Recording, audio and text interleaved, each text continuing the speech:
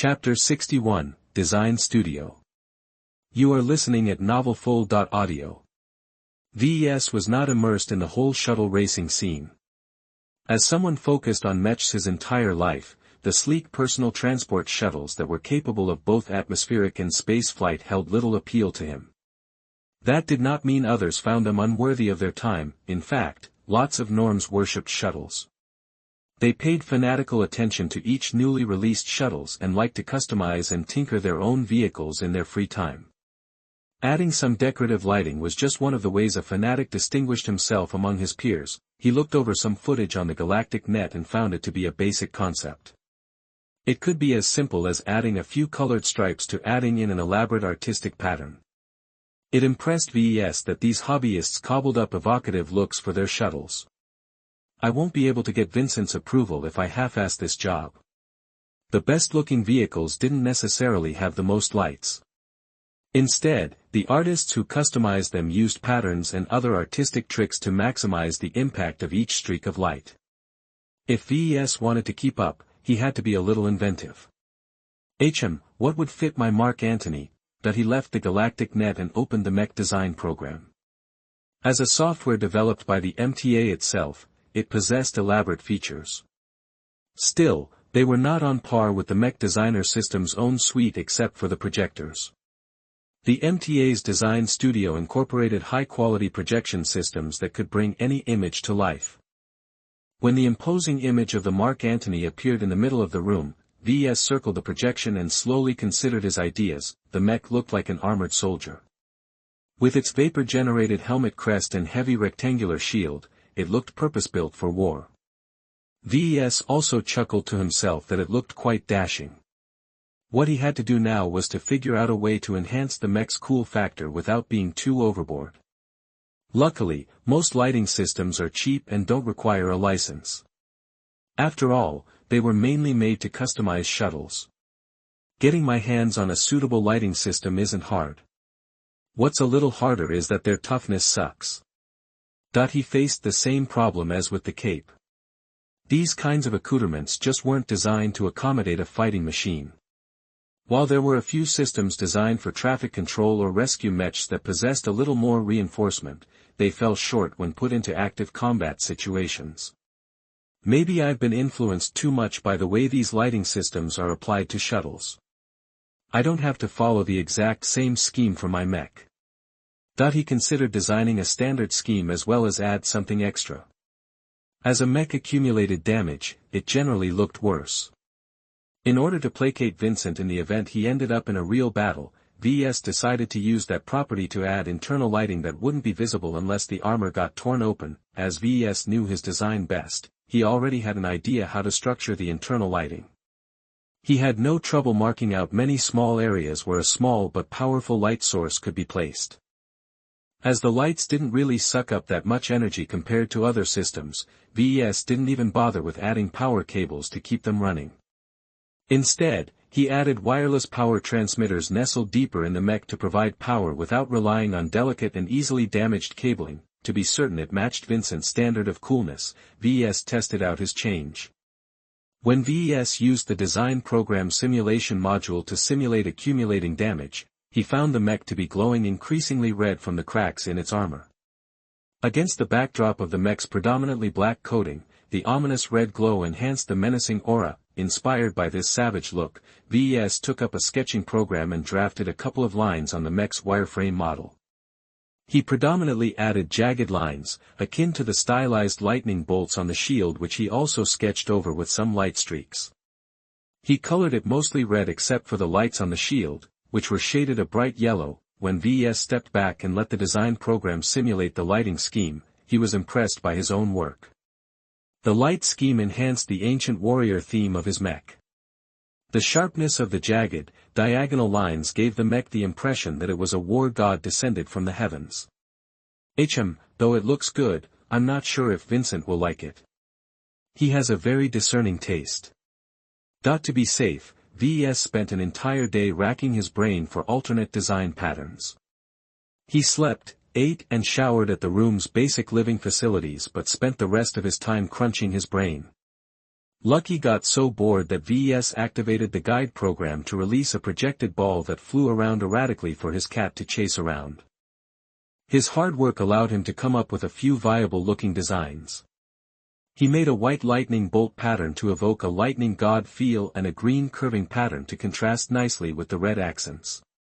He finished his design session by forming a yellow pattern that evoked speed. As he projected the different lighting schemes side by side, he had to admit that while they did the job, they fell short of greatness. Ves simply lacked the practice and proficiency to go beyond the basic one-color lighting schemes. Mixing 2 or 3 colors together in a harmonious whole was a lot more difficult than he thought. If Vincent is really dissatisfied by my attempts, he should just hire his own artist. He concluded. As someone who looked familiar with the shuttle racing scene, Vincent must have his own contacts. He sent the sketches to Vincent and called it a day. He'd been staying in the design studio for more than a day now. Thinking of all the trouble he went through so far, he hoped Vincent was good for the money. When Ves finally delivered his product, after stepping out of the design studio, he called up an automatic guide that led him to the MTA's visitor cafeteria. Just because he ate some instant rations didn't mean he appreciated them. He looked forward to grabbing a more proper bite, as thousands of pilots, designers and technicians visited the MTA each day in Durham. Its dining facilities were top-notch. Those with more discerning tastes could enter the nearby restaurant, while those who were fine with cheaper food prepared by the best bots visited the cafeteria. As Ves picked a couple of his favorite meats, he took a random seat and started to dig in. Just as he finished chewing, a firm hand clapped his back. Ves. What a surprise to see you here. Ves turned around and saw a young woman he hadn't seen since his last visit to Bentheim. Charlotte. Charlotte Hofmeister grinned as she bumped the seat next to him and hopped on it. She dropped her plate of food with a small clatter, causing bits and pieces of food to spill to the side. We haven't been in touch for a while. So what are you up to? He shrugged. I'm in the process of customizing my first commercial variant mech for a client.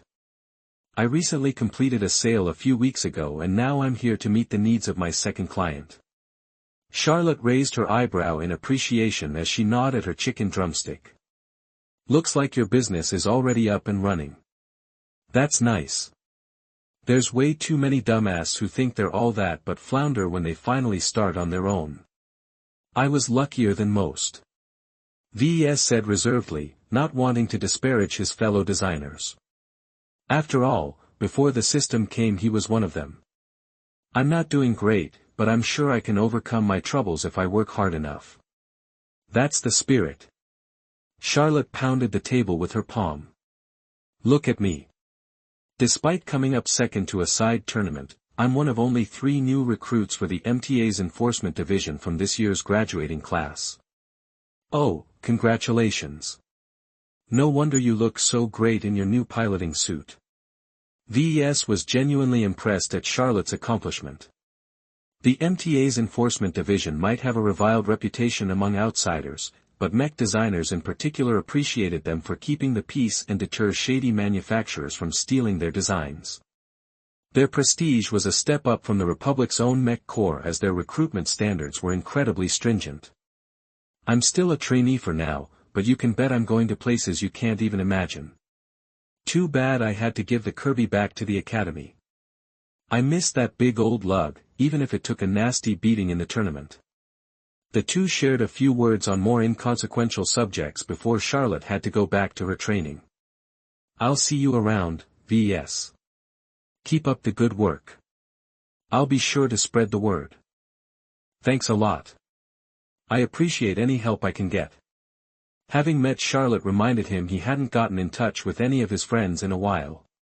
Of course, everyone drifted off to pursue their own career, but he should at least get in touch with Carlos now that he had the time. Ves dug up his name from his comm and called him up to see if he was available. Evening, Ves. Man, I thought you dropped off the edge of the universe. Look who's back. I've been occupied with my own work, but I happen to be here on Bentheim for business. Do you want to meet up? Sure. I know just the place to take you if you're visiting Bentheim for the first time. It's a must-visit attraction of our planet, Carlos sent a standardized set of coordinates to him that he could feed into a aircar service. I'll be waiting for you at that place. Shrugging, Ves finished his food and left the cafeteria. He boarded a small hovering platform to reach the exit of the complex faster. As he looked back at the imposing base, he sighed at the power of the MTA. They possessed military might far beyond even the best mercenary corps in the Republic. After he hailed an air car, he fed the piloting system the coordinates and let the car take him to where Carlos waited. He looked outside the window and admired the sprawling urban forest outside. Not even the dignified Rittersburg could ever compare to the liveliness of Bentheim. The shuttle finally descended on the outskirts of Durham. It turned out the coordinates Carlos fed was a large open-air mech coliseum, with several smaller arenas placed around the main attraction. It somewhat resembled the stadium and convention center where the YT was held, but this one was obviously privately owned. The mood here was much more dynamic. The abundant visitors all wore branded clothing that featured their favorite mechs or celebrities. Even from this distance Ves could feel the savage thrum and collisions of real mechs battling it out in front of an audience. The cost of operating this enterprise must run up to the billions, but from the amount of fans that visited the matches, it evidently ran very smoothly. His friend waited just inside the gate. After paying the admission fee, Ves met up with Carlos and hugged him loosely. Good to see you again. How's it going at work? So. I'm still learning the ropes. It takes time for me to move up in such a large organization. But look at you. You're a successful mech designer now, having at least one sale under your belt. Most of the other people from our class are really jealous at you, you know. Ves wasn't bothered by the thoughts of others. If they think they can do better, then let them start their own businesses. Naturally, that was nearly impossible. Both of them smiled at each other as they knew that. Carlos shook his head. Well, enough about that. Let's head inside. I've been saving up these promotional tickets for the amateur ring for a year.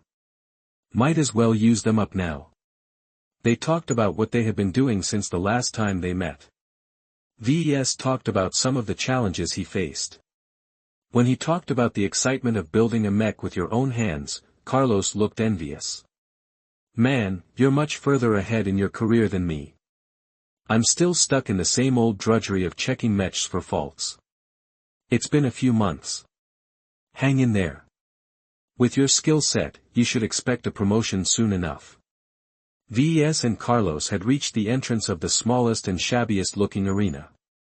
As cleaning bots were cheap nowadays, Ves figured the organizers intentionally kept its walls weathered. The scanners at the gates allowed them entry once Carlos showed his tickets. They climbed the stairs and entered the interior of a wide arena that could host up to 100,000 people if a major event was going on. As it was just a normal day, the arena was only filled up to a third of its capacity. Frankly speaking, the promotional tickets Carlos won from who knows where were not all that valuable. Ves could easily afford entry now that he potentially earned millions with each mech sale. Still, he wasn't used to being wealthy, so he still appreciated Carlos' gesture. They found a pair of seats that brought them close to the middle of the arena. Several fans were chugging their beers or eating their junk food as they yelled at the duelists in the arena. Apparently, 2 light mechs were on stage. As they were rather fragile, they both played very conservatively. It led to quite a few boos from the disgruntled audience. Man, I always hate it when these light mechs are dancing around all the time. It's like they're competing on who will run out of energy first. Light mechs might be cheap, but it still costs quite a bit to repair any damage. Ves noted. Personally, if I were to bring a mech onto a stage, I'd go for a medium weight. It was easy to say this, but not every pilot had the means to buy a good medium mech. Most of the lower rungs were unable to cough up enough money for a decently armored mech. As Ves keenly knew, the most expensive component of any mech was its armor plating. In today's manufacturing environment, as long as the materials weren't too exotic, any delicate or intricate machinery could be replicated with 3D printers and other advanced manufacturing machines. However, no matter how advanced mankind's production capabilities had grown, they could not make gold out of lead.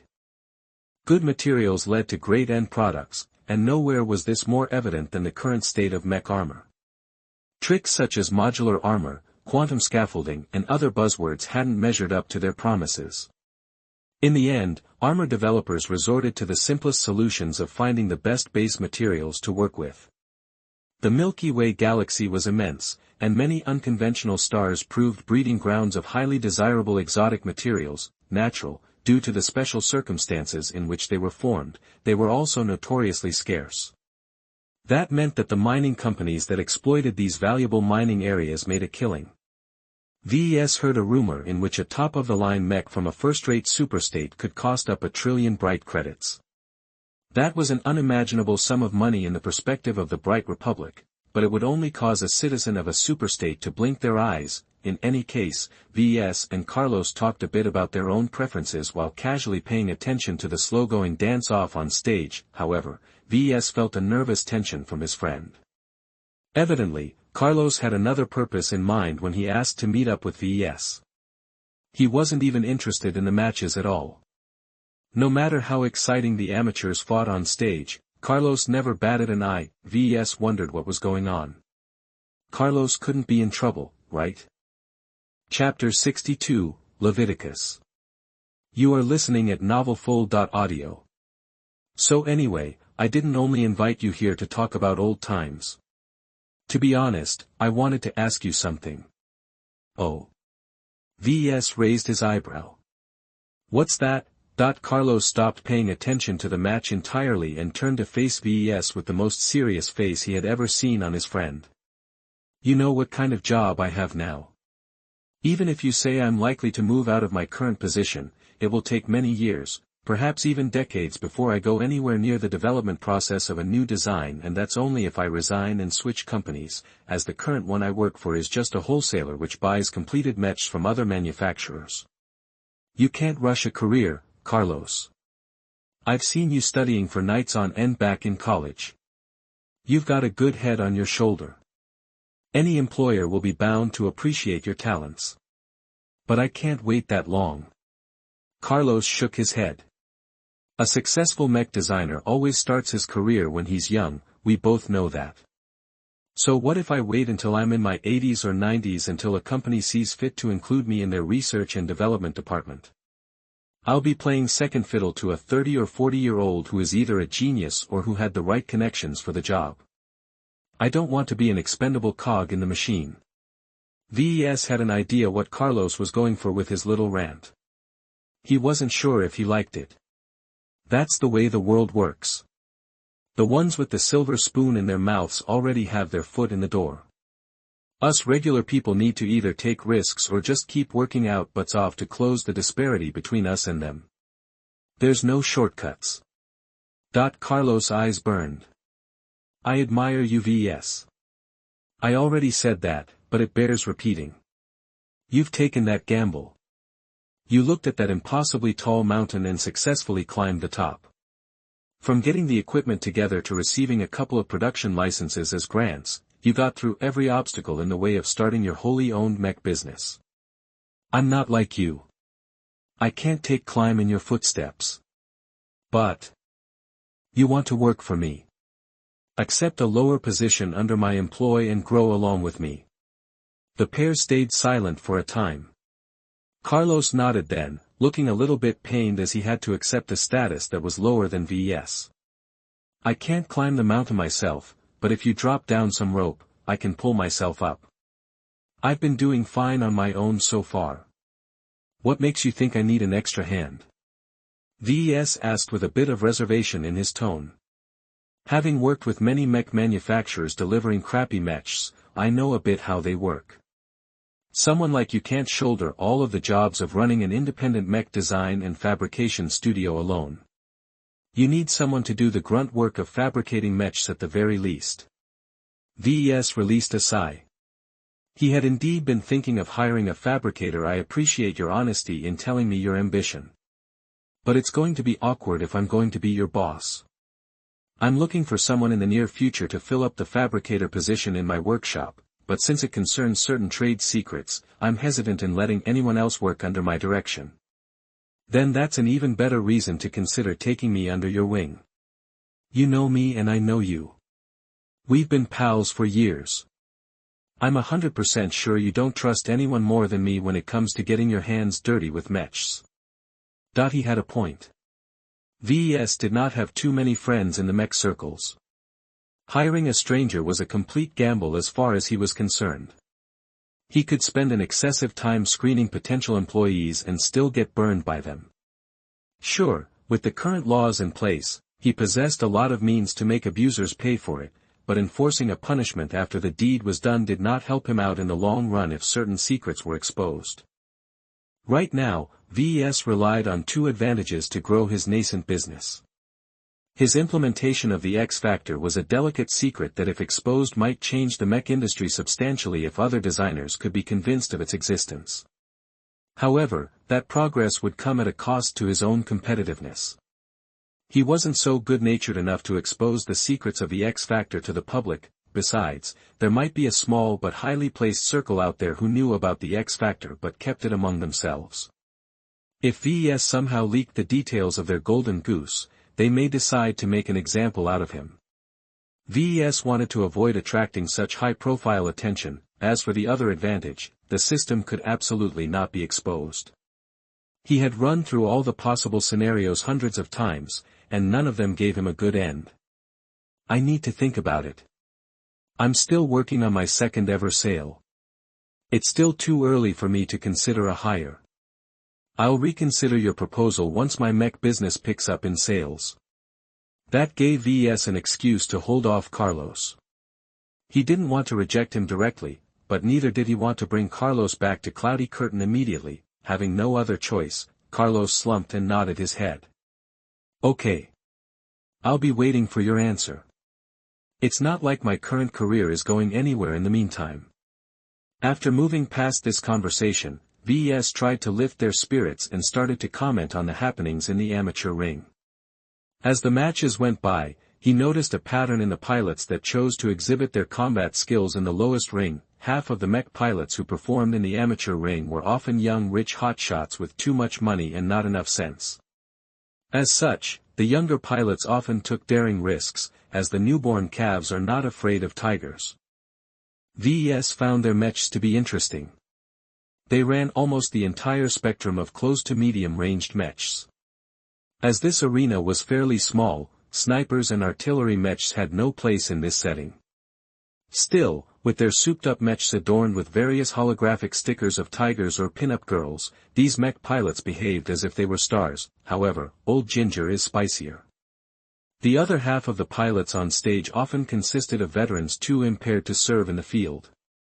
Often suffering from various wounds, these grizzled pilots were not resigned to spend the rest of their days in retirement. While their mechs were often cheaper compared to the rich kids, their extensive proficiency and battle experience made up for their gear. As they had more to lose, they often fought very conservatively, to the point of giving up the match before they were about to suffer catastrophic damage. The contrast between the two types of pilots often led to the most exciting matches. The ultra-aggression of the younger generation often pressured the more cautious older generation into defending against an onslaught. Both the attacker and defender relied on different skills to capitalize on any mistake their opponents made. That's Leviticus coming up on stage. Carlos yelled as he rose up from his seat. He's my favorite pilot in the amateur ring. Ves beheld the pilot and mech that caught the eye of his friend. Even without his expertise in mechs, he could tell the old machine was on its last legs. The armor was such a crazy patchwork of plates that it was hard to tell if there were any original plates left. The stride of the mech also looked uneven, as if the left leg held a fraction less power than the right one. As for its weapons, it obviously used to hold shoulder mounts, but only crude holes remained where they sat. It wielded a crudely shaped staff that might have been a reshaped construction beam as its only weapon. That's a really terrible mech. Why are you rooting for this guy? Man, you don't know about Leviticus. Carlos looked at Ves as if he was an alien. Man, you've been living off the grid for too long. Is that backwater planet so remote you can't even keep up with the arena anymore? Hey, I've been busy with work. I quit following the scene a half-year ago. Carlos shrugged and explained his fascination for Leviticus. Anyway, this guy's special. Unlike all the other active pilots, he's a borderline potentate. He's really unlucky in that regard. That surprised Ves, causing him to look at Leviticus and his mech a second time. Now that he looked closer, the movements weren't as fluid as a regular mech. The minute stutters and jerky shifts were the typical symptoms of either a malfunctioning neural interface or a pilot that possessed bad aptitude. They say that lacking the aptitude to pilot a mech isn't the worst thing in the world.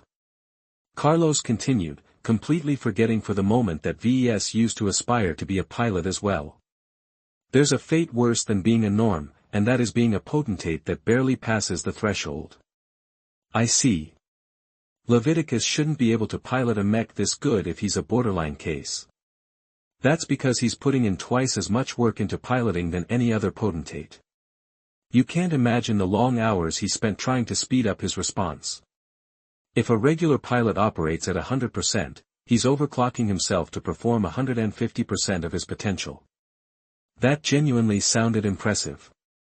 He looked as the scrappy medium mech bowed at its opponent, a gleaming blue light mech that just happened to be the nemesis of Leviticus. The worst thing a pilot with a slowed response speed could encounter was a light mech that specialized in speed, yet still, more than half of the crowd still rooted for Leviticus, Carlos included. Ves was confused at everyone's enthusiasm. It was as if the possibility of Leviticus losing did not occur in their minds at all. What's up with the crowd? Oh, you'll see. Don't think my man Levi can be beat so easily. He'll pull off a miracle, as he did many times. The match started. Predictably, the blue light mech started to circle around the medium mech at close to the maximum possible speed. Leviticus stayed still, not even attempting to turn to keep up with the light mech's orientation. Eventually, the opponent reached the rear of the medium mech and darted forward with its twin daggers ready. Yet before either blade struck, Leviticus caused his mech to fall over backwards.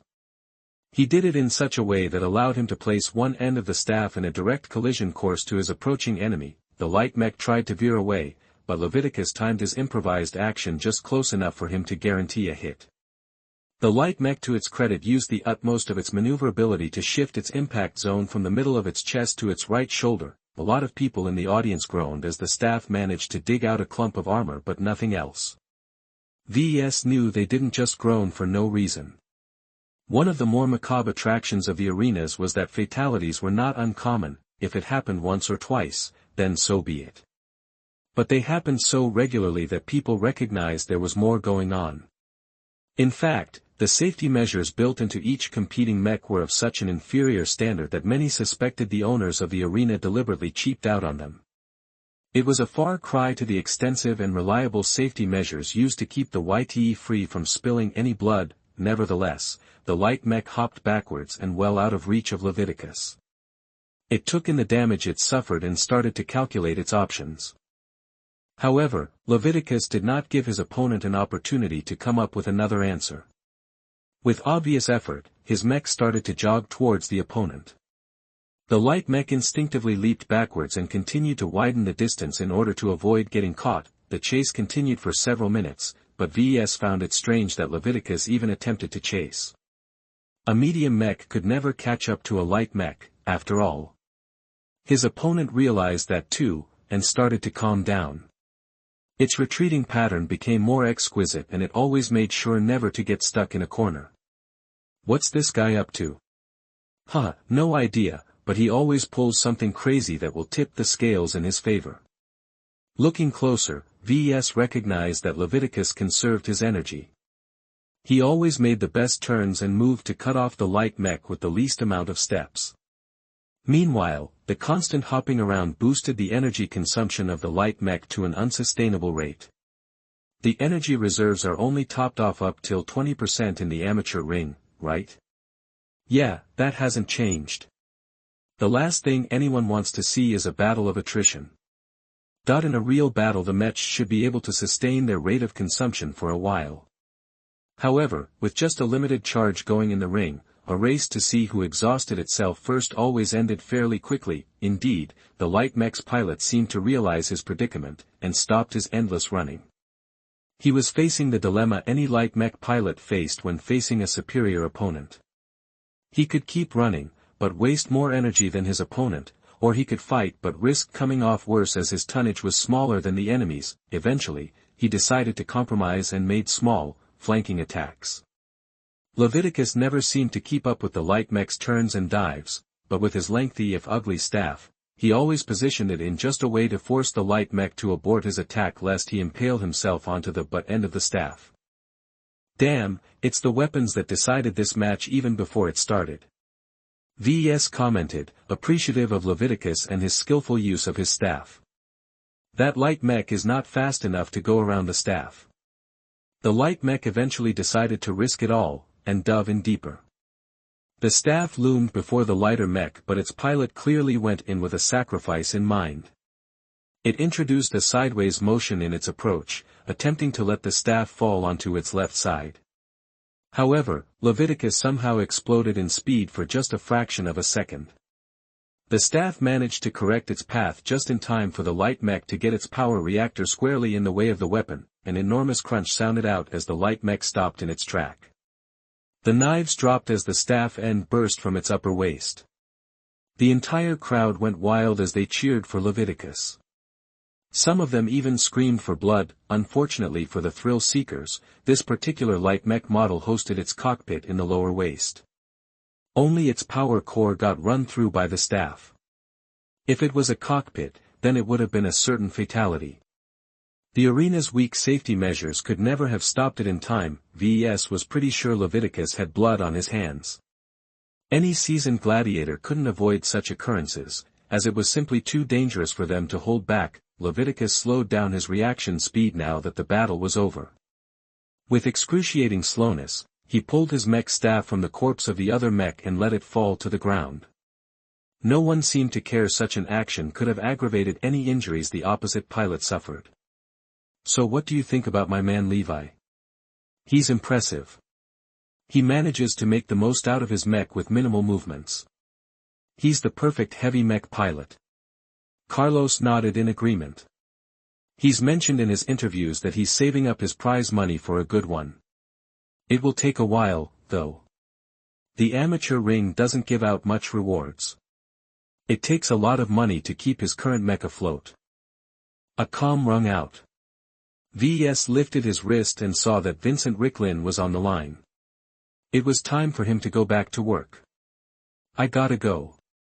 My client is calling. Sure. It was fun. I'll be staying here for a few more hours. Go ahead without me. Alright, see you later.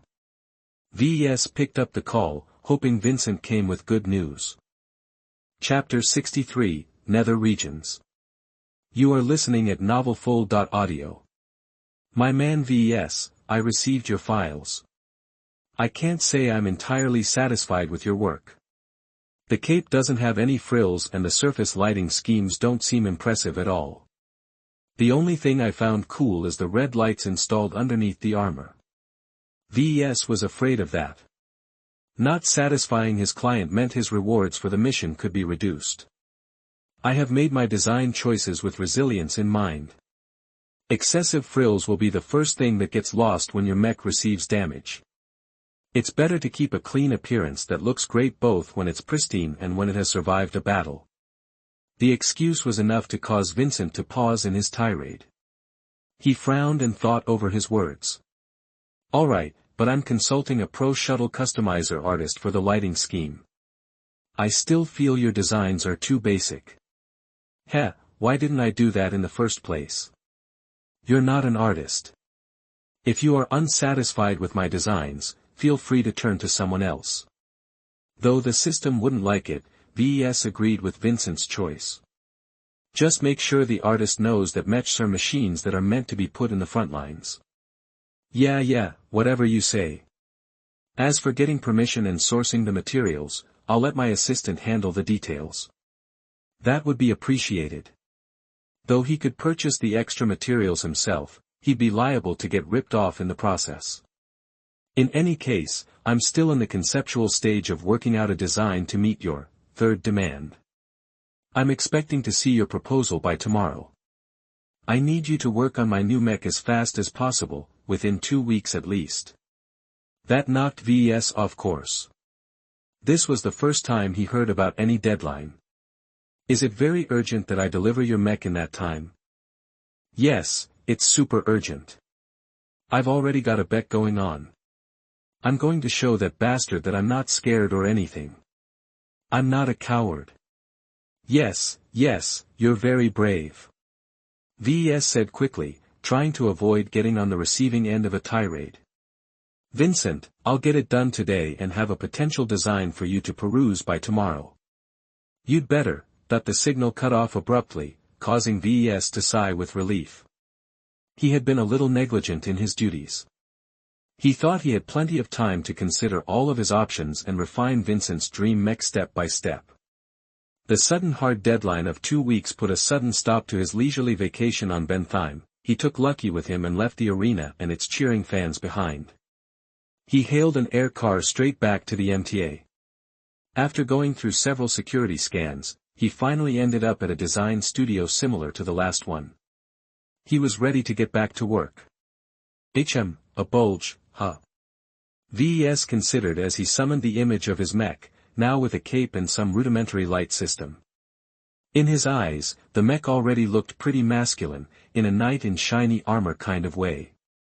Adding an obvious bulge to the front waist would ruin the entire feel of the mech.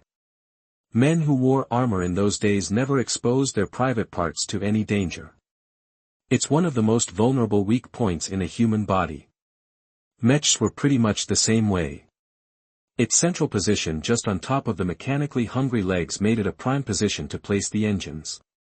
As such, the waist and lower torso portion of a mech possessed plenty of armor already. It would be highly challenging to elongate the front section without impacting a mech's maneuverability in some strange fashion, unless he stuck something on it at a right angle. But then he'd ruin his reputation and get Vincent arrested for indecency. I shouldn't be the only person who is dealing with this problem. The mech is an imitation of the human form. Yet mech designers were content to wholly minimize any waist protrusions as much as possible in the name of efficiency. Perhaps Vincent had a point where he said that the lack of gender expression in a mech presented an obstacle to fully bonding with it in the process. If Ves simply put something subtle there, it might even improve the mech's X-factor. But what if the pilot is of another gender? Ves could imagine a dissonance between the mech and the pilot should occur, but not too strong. Plenty of female and other gendered pilots pulled off fantastic performances in very masculine mechs. And while they are less common, his own feminine-looking Fantasia variant also showed that no male pilots ever performed much worse than the female pilots. Still, he couldn't help but feel that gender did matter. Maybe this was the great wall that held him back from scoring higher than an E in terms of X-factor. The instance that he earned a C rating from the system must have been attributed to other factors. It might even be higher if Ves paid attention to his mech's gender in the first place. Is this the secret to obtaining a higher X-factor? Ves asked himself, and with the knowledge he mastered so far, he guessed that it might very well be a viable direction to pursue. He then recalled some strange skills and sub-skills in the system's skill tree. They mostly pertain to replacing a mechanical mech's parts with biological equivalents. So instead of using artificial muscles made out of alloys and polymers, these researchers cultured living muscle tissue with the same shape and function. The mech is an imitation of the human body. There are some people out in the galaxy who believe in the phrase a bit more literal than others. Ves imagined he touched upon one of the great secrets of what humanity's elite are pursuing. He realized the Mech Designer System's unintentional reveal of what other researchers are pursuing in their dark and hidden laboratories were dangerous secrets. This was so far above his level that if he ever revealed any of his suspicions, that he might draw an entire battle fleet from some first-rate superstate upon his head. I better keep all of these thoughts locked up for the moment. He quickly concluded, and turned his attention back to the matter of portraying a certain piece of male anatomy. He referenced the galactic net again and took a look at how ancient pre-space flight civilizations dealt with the matter of armoring the crotch. A lot of ridicule-inducing images appeared. Some ancient armorers literally shaped a form-fitting codpiece that looked like they could snugly fit the member. In today's age, if Ves implemented such a thing onto his mech, he'd literally get hounded from his profession. The slightly larger and subter codpieces were not much better. They still bulged out so obviously that they never failed to call an observer's gaze to the person's waist. Sure, they offered a lot of protection, but the way they drew the eye just caused them to look like flaunting peacocks. Then again, it's not like Vincent is any different. Still, Ves sought a more decent example. He found a couple of interesting images. Some armor designers neatly avoided this issue by adding a chainmail or plated skirt. While that would work brilliantly with certain mechs, he was sure to draw Vincent's ire. A man never wore skirts, after all, and his client wanted to flaunt his masculinity, not negate it entirely.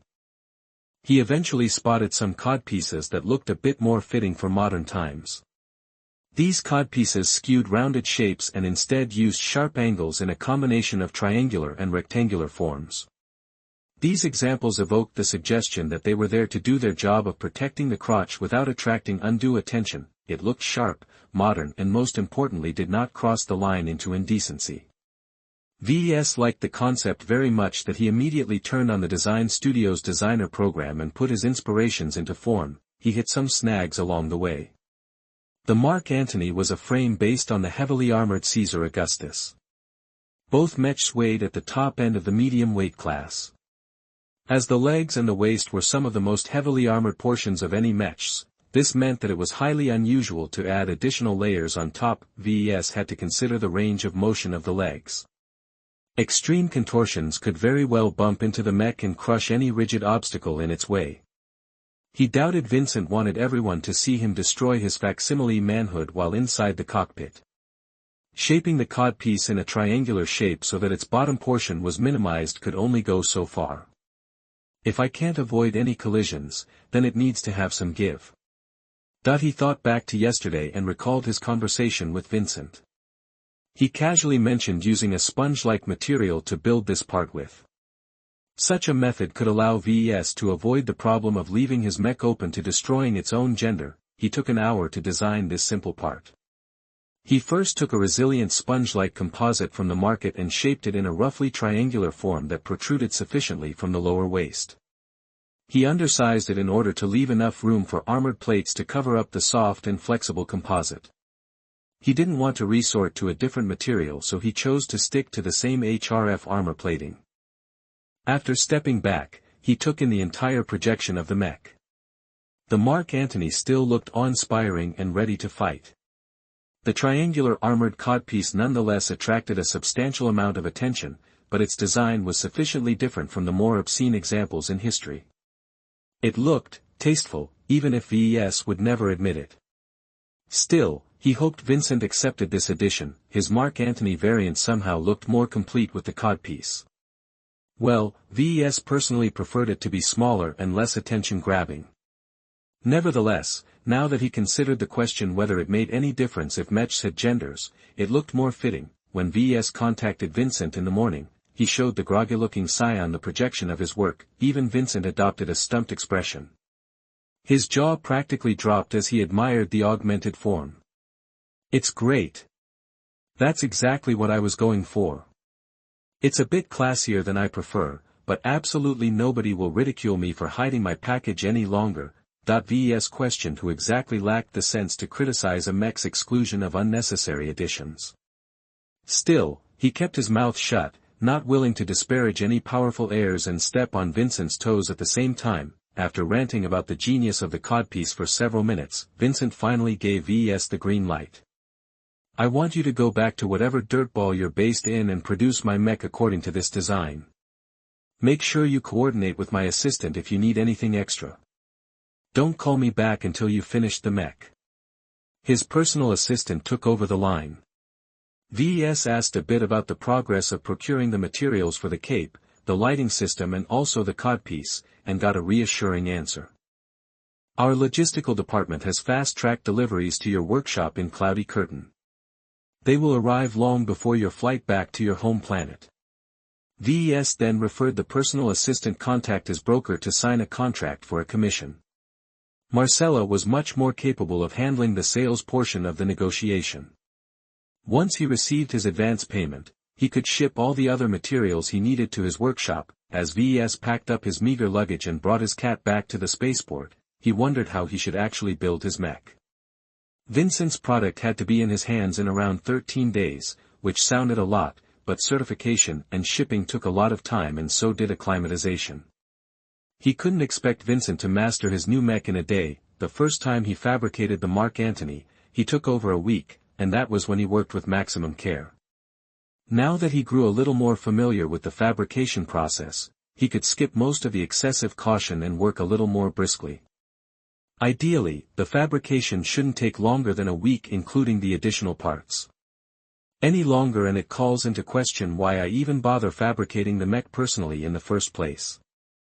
He could definitely imagine hiring a full-time fabricator to take care of his production, but now was not the time. He mentally apologized to Carlos for putting his job offer aside. Once he received more demand for his product, he could revisit this issue. Chapter 64, Second Mech. You are listening at novelfull.audio. By the time Ves exited the transit shuttle, he breathed in the fresh and moist air of his home planet. Benthai might have been a melting pot of trade and business, but it did not fare well hosting so many people in such a small planet. He led Lucky and his floating luggage carrier onto a nearby air car and headed back to his home. His workshop already received its first deliveries of materials by the time he returned.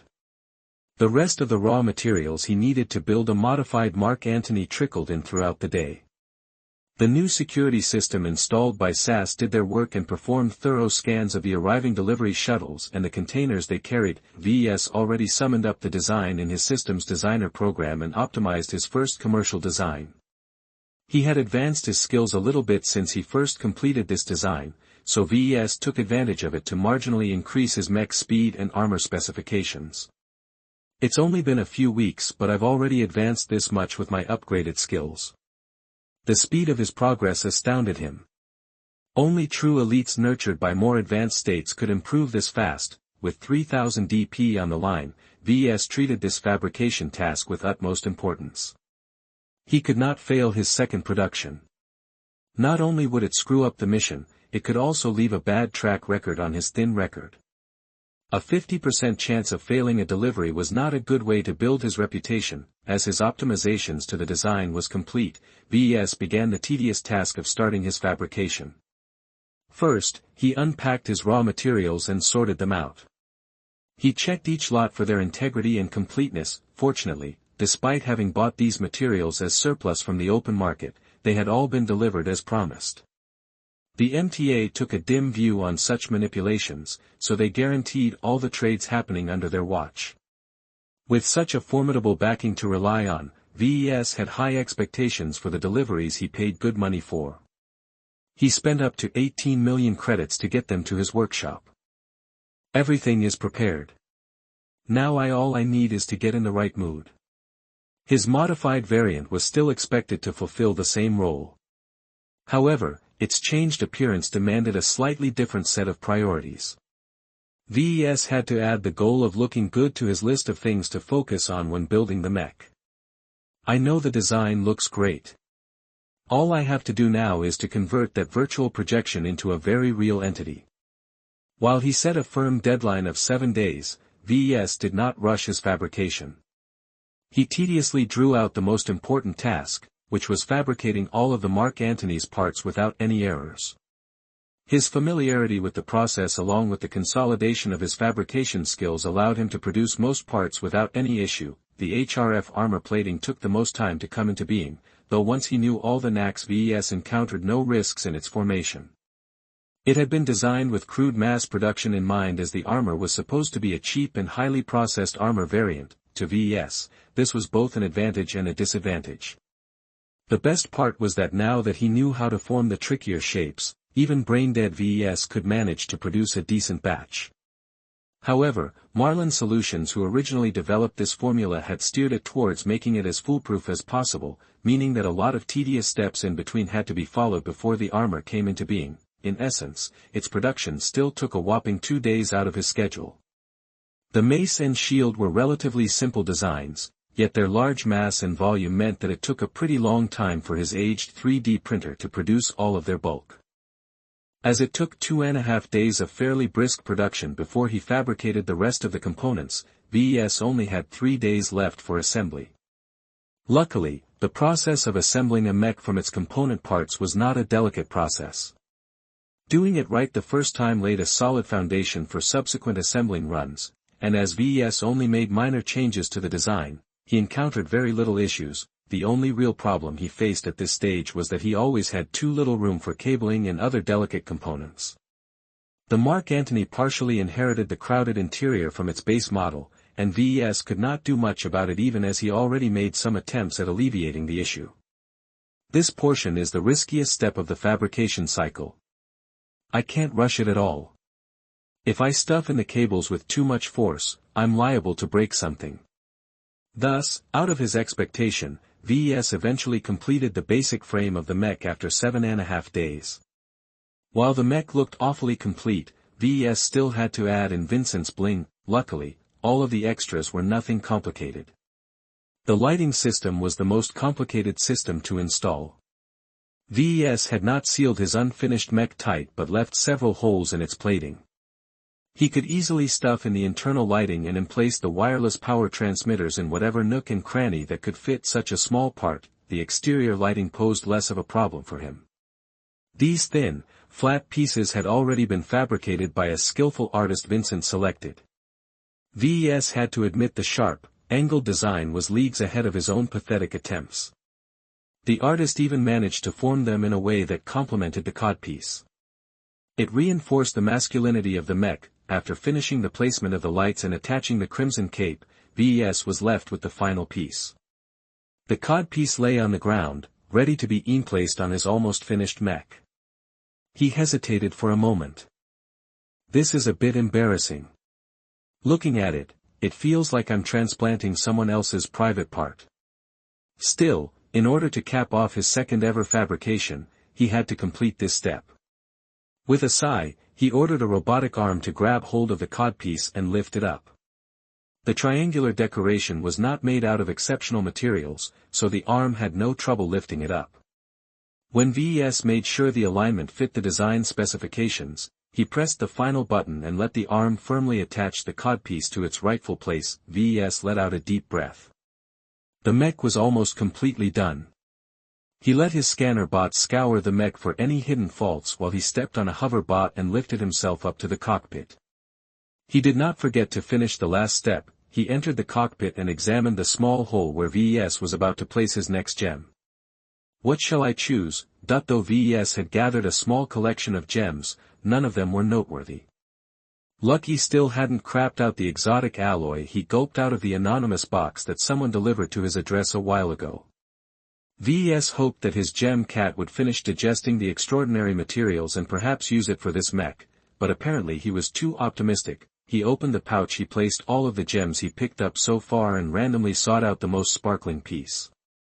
It turned out to be an exceptionally sparkling zircon gemstone. Zircon of minor resonance increases the tonal quality of a mech's weapon by 20% when installed. At first sight, Ves thought he hit jackpot. After gathering so many gems that only boosted an attribute by 1% or less, he suddenly dug out a gem that improved something by as much as a fifth. Then he read the description closer and got disappointed. Tonal quality? Are you kidding? What the gem basically did was make a mech's weapon impact sound more pleasing. Ask any mech pilot or designer if they cared how they sounded like. Pretty much none of them ever cared about it. Ves found the gem to be utterly useless other than looking pretty. Frankly, he was glad to get rid of it. Its appearance matched Vincent's vanity. After installing the gem in its slot, Ves stroked the console of the mech for a moment. Sometimes, he still dreamed of piloting a mech. Then he looked at the darkened cockpit and thought to himself that he built every part of it by himself. Naturally, he used a lot of machines to get it done, but in these days that practically meant handmade. I'm going to miss you. Ves left the cockpit of the mech and let the hover bot take him down. Pride swelled within him as he satisfyingly contacted the MTA. He officially finished fabricating his second mech. Now he just had to certify the mech and let Marcella ship it back to Bentheim on a priority cargo shuttle. He opted to let the MTA's personnel pick up the finished mech without him this time. Ves doubted that Gertrude, the technician in charge, appreciated his presence. She's going to be pissed again when I interrupt her schedule with another certification process. Still, Ves hoped his nascent contacts in the MTA could keep the curmudgeonly woman in check. With decent people such as Ryan Baldwin and Justin Chandler in charge of the Cloudy Curtain branch, Ves had no reason to doubt its integrity. By the way, that kind of begs the question why they are stationed in this backwater of a planet in the first place.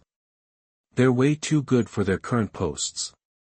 Could it be that Ves was too short-sighted? While the MTA didn't lack talents, he still felt as if Baldwin and Chandler's talents were wasted here. Hardly anything exciting went on in this quiet neighborhood. Perhaps they chose to be stationed here expressly for that reason. Or perhaps they were exiled. Ves shook his head and stopped cracking his head over this issue. As a large, powerful organization that spanned the galaxy, the MTA's palace intrigue made everything that took place in the halls of Rittersburg look like child's play. An outsider like him had no business speculating about what happened deep inside the MTA. While he waited for the certification to finish, Ves called Marcella. The hefty woman's face popped up from his wrist projector with a tired expression. Do you know how late it is back here in Durham? Sorry. I forgot to check the local time. No worries, I was about to wake up soon anyway. I take it you've completed your second mech? Yup, and it looks pretty good. The mech came off my assembler without a hitch, even with the extra parts. I've seen the designs. You didn't disappoint. I'll take care of the shipping and delivery on my end. You just make sure to get ready for your next job. You've already got another order lined up for me. Marcella shook his head. The deal is still in its early stages. I won't expect any progress on that end for a week. All I can tell you that it's an order for multiple mechs, up to 5 at most possibly. That was a very surprising piece of news. Ves still expected to meet single mech orders.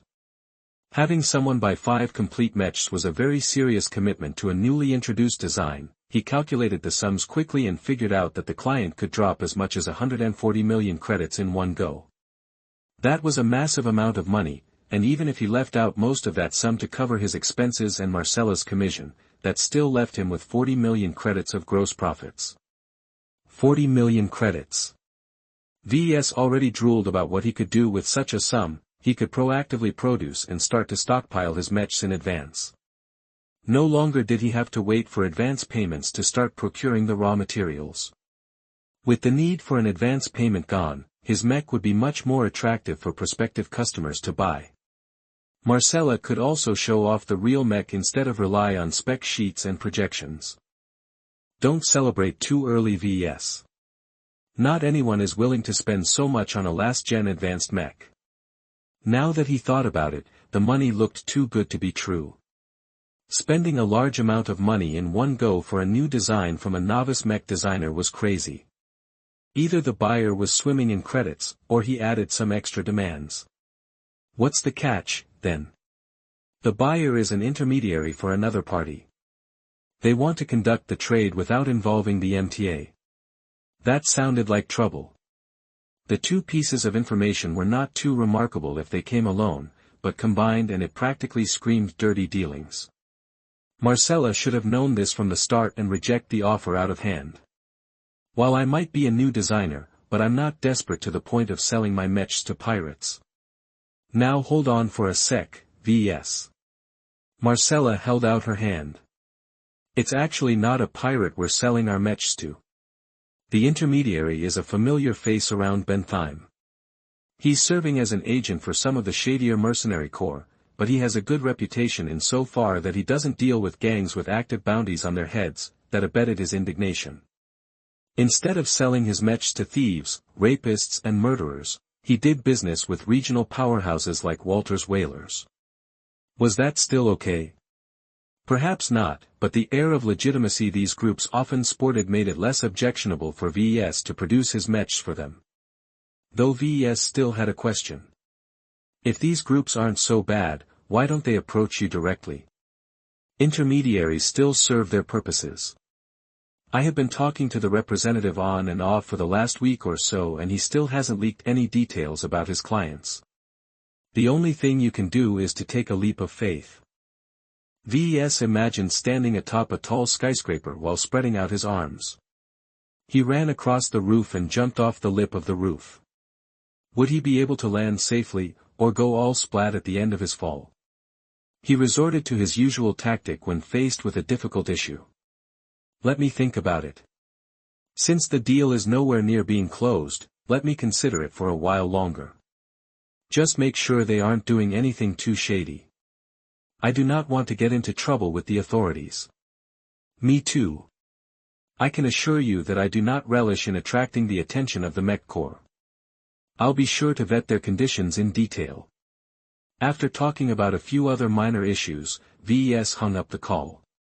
Now all he needed to do was wait for his mech to be delivered to the Ricklin boy. He wondered whether his mech would see battle soon. Ves was quite worried at Vincent's potential performance. Someone who thought it was more important to look cool than to pilot the most effective mech was not a normal pilot. Who knew how diligently he learned how to fight with a mech? Chapter 65, Vincent. You are listening at novelfull.audio. How integral were chips in the daily life of a modern-day human? Even as they slept, these silent workers played their role. They observed the time, measured the surrounding temperature and were on the lookout for any toxicants in the air. When a person woke up, he interacted with dozens of different processors in a short succession. His power shower automatically cleaned him with the most optimal settings before drying him off without any excess heat and air. If he was fairly well off, then his household bot would have already prepared a sumptuous breakfast for him.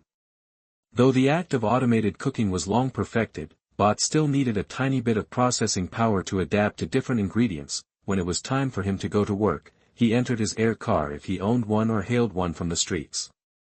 These basic vehicles were packed with processors of different kinds. The most high-end one was in charge of the main functions, but plenty of auxiliary modules required less calculating power. The projectors that let the person read his news or check out the latest weather were all guided by humble processors solely developed for this role. Just this tiny slice of life of an average person showed how ubiquitous computers were in this day and age. As the dominant manufacturer of competitively priced computer chips, the Ricklin Corporation should be swimming in money. In fact, it did. When Vincent last glanced at the company's accounting sheets, his eyes grew cross-eyed at how many trillion credits the company raked in each fiscal year. Unfortunately, no one in the Ricklin family was glad with the company's current trend. Revenue was high, but so were the expenses. To produce that many chips at the lowest possible price, the Ricklin Corporation constantly invested in its mass production capabilities. But that wasn't enough, the company had to constantly look forward and develop faster processors. Its highly substantial R&D department always licensed newer technologies from more advanced states at practically extortionary prices and spent years trying to adapt them in a cheaper form. By the time these chips finally entered the market, the Ricklin Corporation incurred tens of billions of credits in debt. The company is like a hamster stuck in a wheel. No matter how far it tries to go, it always ends up at the same spot. Vincent muttered as he lounged in his recreation room. The day of the delivery was soon upon him. The new mech that he custom-ordered from some no-name kid had passed the MTA's certification process with flying colors. Vincent never thought he'd get his new mech so smoothly. He underestimated Ves. Tell me again why I have to resort to this older model. He absently asked as he twirled his unruly blonde hair. Despite its messy appearance, a real human stylist had personally worked on it this morning. While bots delivered consistent performance, real human workers always possessed a spark of creativity that artificial computers lacked. Johnson, his personal assistant and butler, as Vincent preferred to say, calmly stated his own opinions. Young master, choosing to purchase a more modern mech will alarm your siblings and cause them to raise their vigilance against you. By purchasing a mech based off technology from the last generation, you've successfully caused everyone keeping an eye on you to disregard your intentions. I take it no one inside and out is aware of my real intentions. As soon as they heard that you added a codpiece to your mech, they all stopped paying attention. Vincent smirked as his eyes sparked with indolent patience. While the rich scion still looked like a playboy, there was an edge to his personality which he did not display before around anyone else. Even Ves was successfully convinced his client had no redeeming features. My granddad and those old coots in the board of management will soon rue the day they pushed me out of my inheritance. For the oldest son of a large, traditional family to be pushed aside, Vincent was humiliated beyond words. A family that passed down its leadership position from eldest to eldest since the start of Benthime's colonization suddenly changed all rules to suit the third and youngest direct descendant. Vincent gritted his teeth and squeezed his fist. That hateful Caitlin. Why was she born with all those gifts, that from the very moment of conception, things started to change? Vincent was afforded any and every luxury, so long as he listened diligently to his instructors. The amount of schoolwork he needed to memorize each day could astound any other person, but to Vincent, who had crammed entire literary works since young, it was like drinking water. The Ricklin family hid a dark secret. They engaged in extensive genetic modification to design the perfect descendant. Though it was an open secret that every affluent family engaged in the practice, the Ricklin family went a step further. By chance, one of the ancestors of the family came across a large wreck when she accompanied a priority trade shipment. The already old woman at that time only ordered the convoy to stop and inspect the wreckage for survivors. She never intended to stay and dig up what had happened because the shipment was time-sensitive. Nevertheless, the ruined ship's origins turned out to be extremely remarkable. Through some freak accident involving extensive battle damage and an overstressed FTL drive, the ship suffered catastrophic damage during FTL and ended up well inside a star system's gravity well. There was no surviving such a process. All life in the ship perished without even having enough time to scream, and most of the interior of the mech got crushed. However, some smaller and more protected systems survived, enough for the ancestor to learn what a bounty the ship represented. It turned out the ship was piloted by an exiled family line from the new Robarth Empire. At its height, this Robarthan lineage ruled over 3 ports and 39 lesser star systems. Unfortunately, they somehow crossed the Emperor and lost all of their territory in one go when the Robarthans caught them off guard with a mass invasion. The disarrayed family barely had time to pack up their essentials and escape with their fastest starships. The wreck the ancient Ricklin elder found was one of them, and like many other escape vessels from a first-rate superstate, it possessed many redundancies. While the botched FTL transition killed off all of the occupants, its data core was still intact, though its encryption was not a trivial matter. When the elder sneakily ordered the data core to be brought back, she redirected the floating wreck and sent it directly towards the system's sun. She wanted no trace of its existence left. Years and eventually decades passed by while the family slowly worked on the data core's encryption. An entire generation of family heads retired their places to allow the younger generation to take the helm. The Ricklins eventually decoded the data core, but not through any exceptional effort on their part. They simply waited for the most appropriate cracking technology to advance. No encryption could ever last the test of time. When the Ricklins finally accessed the data core, they found out it possessed data on only one topic: genetic manipulation. And not the regular kind. No, it turned out the Robarthans were not content with the human genome alone. They very subtly incorporated DNA adapted from alien samples. As one could imagine, this was not a simple process. The genetic code that originated from alien lifeforms always came in different formats. It took an immense amount of effort to read, analyze, and adapt an alien's best attribute to a form compatible to human life. It sounded crazy and heretical, but the Robarthan family who funded these studies actually succeeded in incorporating such alien genes in their own test subjects. Just as they were about to extend their experiments to their own crop of descendants, the Robarthan Emperor came in to destroy them at hand. Perhaps the research was the principal reason why the family's fortunes turned so suddenly. In any case, long story short, the Ricklins were barely able to interpret the research results, much less replicate them even in the most advanced biolabs. Only in recent years did they achieve a limited result. Just when Vincent started his schooling, in fact, Caitlin was the most successful clone out of thousands. Through some confluence of random factors, her gene expression sat in the sweet spot where it activated all of the good things about the alien genes while the side effects were minimized.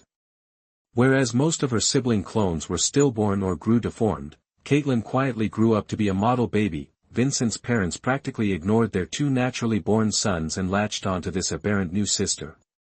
Though the Ricklins never understood precisely what the alien genes did, Caitlin always distinguished herself in many remarkable ways since young. No matter if it was intelligence, ingenuity, or deductive capability, Caitlin beat every record imaginable. The family's orientation changed directions. After the devastating losses the Ricklin Corporation incurred during the last war between the Vesia Kingdom and the Bright Republic, the family desperately needed hope. Caitlin represented their best chance at revival.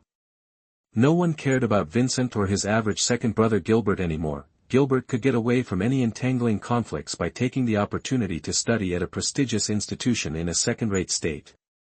Though he promised he'd be back once he graduated, he never really sent any word back all these years, and no one in the family cared. As the eldest son, Vincent was stuck in a more awkward position.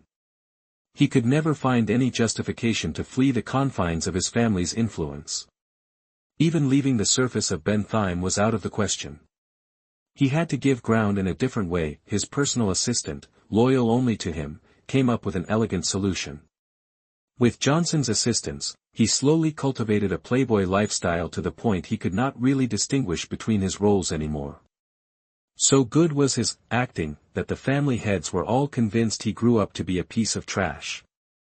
With all the myriad scandals popping up in the news, they had the perfect excuse to dispossess him from his inheritance and pass it over to their talented wonder girl. Naturally, Vincent was no fool and some of the more acute elders weren't either. As he took the initiative to retreat from his cherished position, the older generation didn't make it too difficult for him. Naturally, everyone except for him saved their faces. Well, it won't be long before I can get back at Caitlin and the rest.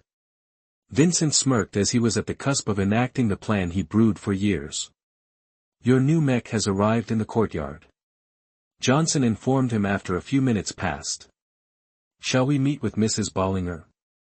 Yes, let's finalize this transaction.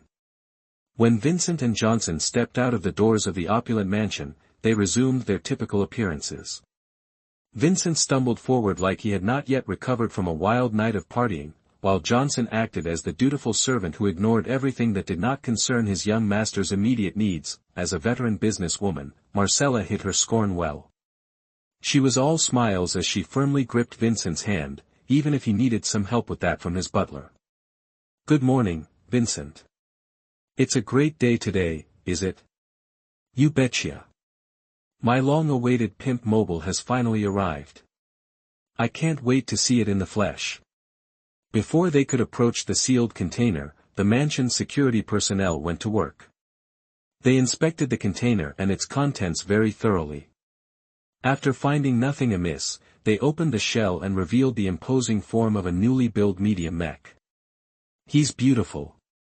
Such a grand mech deserves to be worshipped. Vincent muttered as he truly grew in love with his latest purchase. That Larkinson kid deserves a medal. I doubt anyone could have built any cooler mech. Not everyone present admired the mech. The added frills were senseless and distracted the mech from its core purpose. The unavoidable codpiece jarred everyone's sense of how mech ought to look like. Its presence was like a shining elephant in the room. No one had ever seen such a thing before in a modern mech. It led to many questioning gazes. Vincent ignored all of the stares and beelined his way to the mech. An advanced hover bot with zillions of safety features already waited for him near the feet of the mech. As he climbed in the air, he passed by the codpiece. The thick, stubby triangular piece of decoration was larger than his body. Proportionally, it looked hefty on the modified Mark Antony's frame, but it did not exaggerate its prowess too much. It sure is big enough. Vincent nodded in satisfaction as he finally reached the open cockpit. He scampered inside, and with familiar motions he strapped himself in. As he stared ahead, he spotted a shining blue crystal-like gem. As he caressed his finger over its surface, he pressed it in, causing the cockpit to close and the mech come to life. Though it was safer to let a trained pilot under his employ test out the mech, Vincent wanted to do it personally. This was going to be his personal mech, and only he should have the right to pilot it. Using a mech after someone else had piloted it first felt too much like using a second-hand good. As a veritable spendthrift elite, he disdained such matters, the neural interface connected to his brains. His mind was subjected to a myriad of foreign sensations as Vincent allowed the device to connect his brains to the various functions of his new mech. The connection settled down after a minute as all the first-time testing was complete. I have control over the mech. Stepping out. The Mark Antony model stepped out of the container and into the open air. Vincent admired the heightened perspective of his new body. Despite his acting, he did not hate piloting mechs. In fact, he adored it. Ordering a custom-built mech that looked good merely provided him a convenient excuse for any future circumstances. He could simply say that all the other mechs were too ugly, as everyone else stepped back in case Vincent lost control, which they thought was likely. The Mark Antony began to exercise its range of motion. The mech performed its actions with smooth motions. After the mech picked up its accompanying mace and shield, it made some rudimentary attack patterns. Nothing malfunctioned. After half an hour of running around and testing each weapons at the practice range for the guards, Vincent finally hopped out of the cockpit with a satisfied expression. He met Marcella and signed the final contracts. And that's all of it. Marcella said with a smile as she instructed her employees to process the newly signed contracts back in her office. If I may say, it was a wise choice to buy from Mr. Larkinson. The man is young, but he possesses integrity most other Benthimers have in short supply. If you wish to purchase another mech to fill up your stables, feel free to call me up. Vincent laughed awkwardly. I've scratched my itch for a good-looking mech. I don't expect to buy another machine, for now. Point one mech was enough for his plan to come into fruition, Vincent thought to himself. Still, on the outside he acted all smiles as he made a few crass jokes. Marcella hardly appreciated them and disentangled herself from the conversation as fast as possible while still remaining polite. As a guard led the broker back to the front gates, Vincent and Johnson stared up at the new mech. It's going to be dangerous from here on out. The storm you will spark will engulf the entire Republic. Johnson cautioned his employer again, now that they were about to take more substantial risks. It doesn't matter how many trees will get knocked over. As long as mine is still standing at the end of it, all of my actions aren't in vain. Chapter 66, Novice. You are listening at novelfull.audio. An anxious Ves impatiently waited for the news to arrive. After more than a day of biting his fingernails, his comm lighted up with a series of incoming messages. The first one came from his bank. Marcella passed on the rest of Vincent's payment for his new mech. His eyes almost popped when he saw how much the young Ricklin paid for his customized combat machine. 34 million credits. That's at 6 million more than the regular price. For just a couple of days' work, an extra 6 million credits in his pocket was an extremely generous payment. Vincent got badly ripped off by Marcella. Out of the 34 million credits, Marcella sliced 3.4 million credits as her share, leaving him with a remaining profit of 12.8 million credits, which was still a pretty huge amount. As Ves still enjoyed about 1.5 million credits of pocket money, he stashed all of his new gains in his piggy bank. His savings account now swelled to 24 million bright credits. His dream of replacing his second-hand equipment and acquiring some good licenses was one step closer. And that's not all. The real reward has yet to come. He opened the subsequent messages sent by the silent but ever-present system. You have received 34 design points for selling a physical mech of your design. The small amount of credits he received for a single sale failed to sate his appetite. He skipped right to the other message. Congratulations for partially completing the mission. As a mech designer, you must learn to accommodate the needs of your clients and do your best to incorporate his wishes in your creation. A lack of ability is no excuse. Ves was afraid of this. He only earned a partial completion for the mission due to screwing up the simple lighting design. He should have contracted an artist himself instead of letting Vincent do all of the work. For satisfying 2 out of 3 of your client's requests, you have received a deluxe concentration candy and 2,000 design points. Yes. I still got the candy. Ves celebrated with glee. He expected his DP reward to be cut, but keeping the candy worth 0.5 attribute points intact was a pleasant surprise. Only, why is it for concentration? Certainly, Ves did not disregard the concentration attribute. It allowed him to work long stretches of time while holding on to the same intent. If his attention span was too short, he'd easily be distracted and lose the perfect state to harmonize the X-factor of a new design. Concentration also affected many other processes in a positive way. Still, these improvements weren't able to provide concrete results. X-factor was always nebulous at the best of times, and Ves did not expect his efforts in this area to improve very quickly. The lack of direction plagued him for a long time, though his latest work for Vincent taught him that perhaps it might be wise to reconsider gender for mechs. Man, if I had gotten intelligence instead, my learning capacity would have jumped through the roof. A man could wish. If necessary, he could buy the candy from the store, though the prices the heartless system charged were sky high. He'd rather invest in his skills than raising his attributes. This spending strategy provided the best results in the short and medium term. Bottoms up. He gulped down the candy in a single toss. The candy tasted sour, and it spread to his entire mouth. Then everything in his mouth started to burn a bit, causing Ves to fall and hold his head. Somehow the sour taste drilled through his flesh and converged on his brain. The pain became excruciating. Lucky even turned alarmed and meowed in panic at the sight. Only after several minutes did the entire process end. Ves took deep breaths as he tried to recover from the strange ordeal the system put him in. He was going to have to be more careful eating these strengthened candies next time. He flexed his mind a little, but did not see any obvious results from the 0.5 point bump in concentration.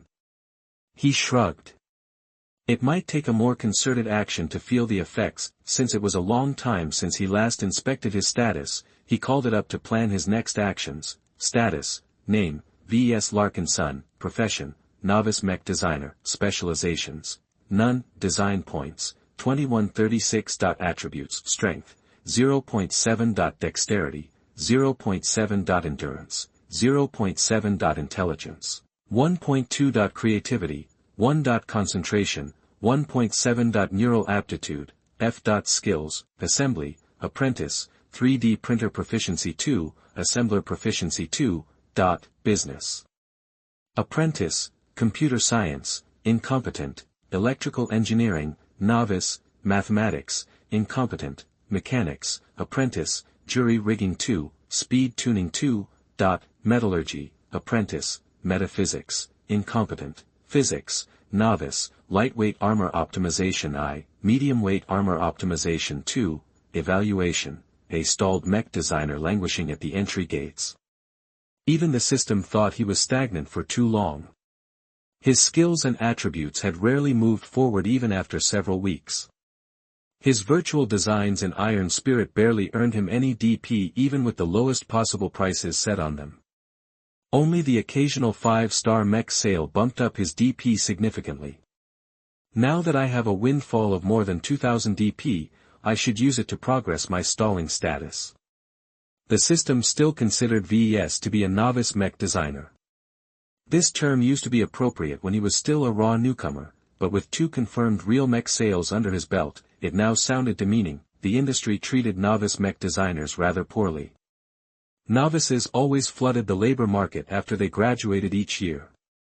Without any wealth or connections, these naive, hopeful designers usually got a huge shock when they saw that employers almost never hired them to design mechs straight away. These novices had nowhere else to go. The big firms all heartlessly exploited them as excellent mech technicians, dangling the possibility of promotion down the line in front of their faces.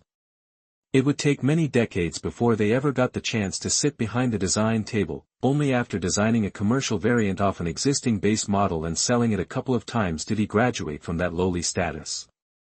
The MTA likely updated their files on him to reflect his change of status. In official terms, he graduated from a novice into an apprentice mech designer. Still, the system didn't acknowledge his accomplishments. It paid more emphasis to his capabilities, which did not change significantly since the start. Oh, in absolute terms, he improved in several ways.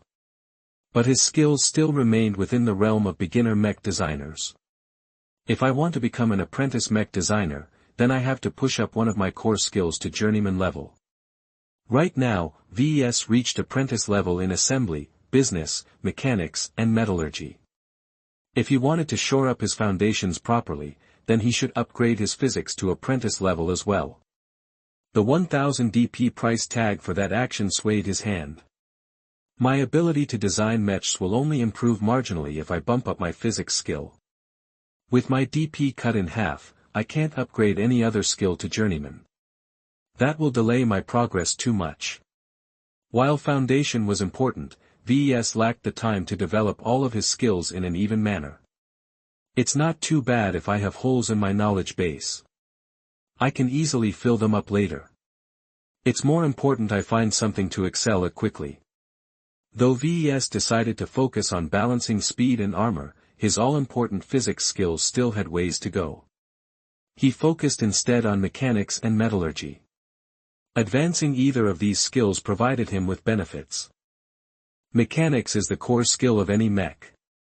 A mech is a collection of many moving parts. If I improve this skill, I can make a mech run smoother even if it carries many complex parts.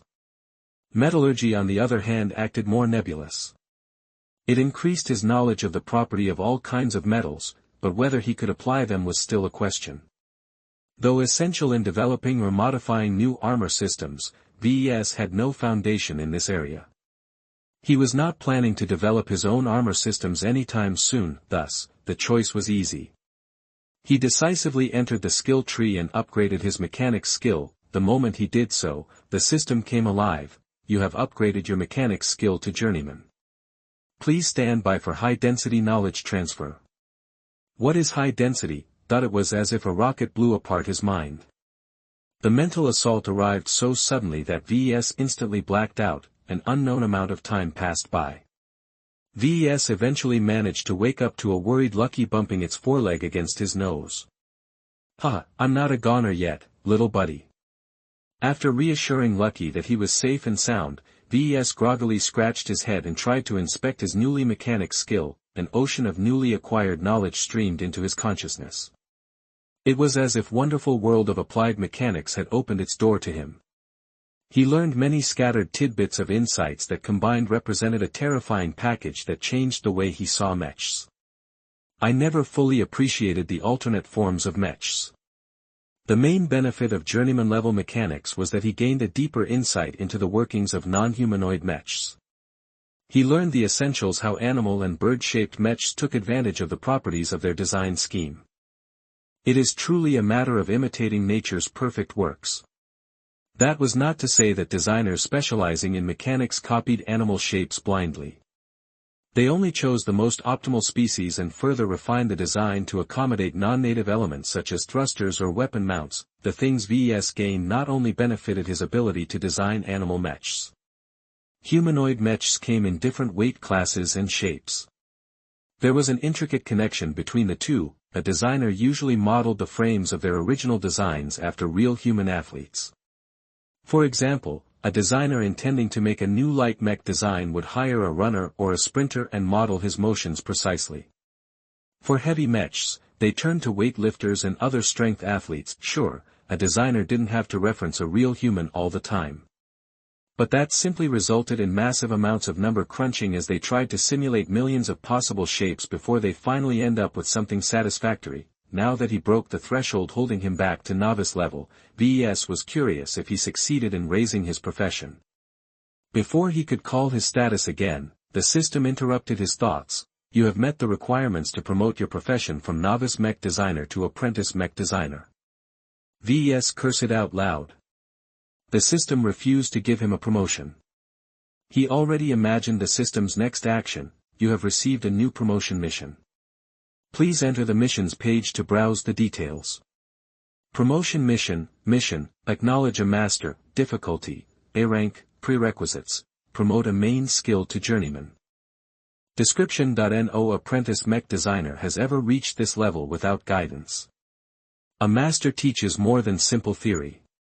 He or she also prevents their apprentices from going astray. The guidance of an experienced hand is essential in forming a stellar design philosophy. You must seek out a master mech designer and convince this person to take you in as an apprentice or disciple within a month. Failure condition: fail to apprentice yourself to any master mech designer within 1 month of receiving this mission.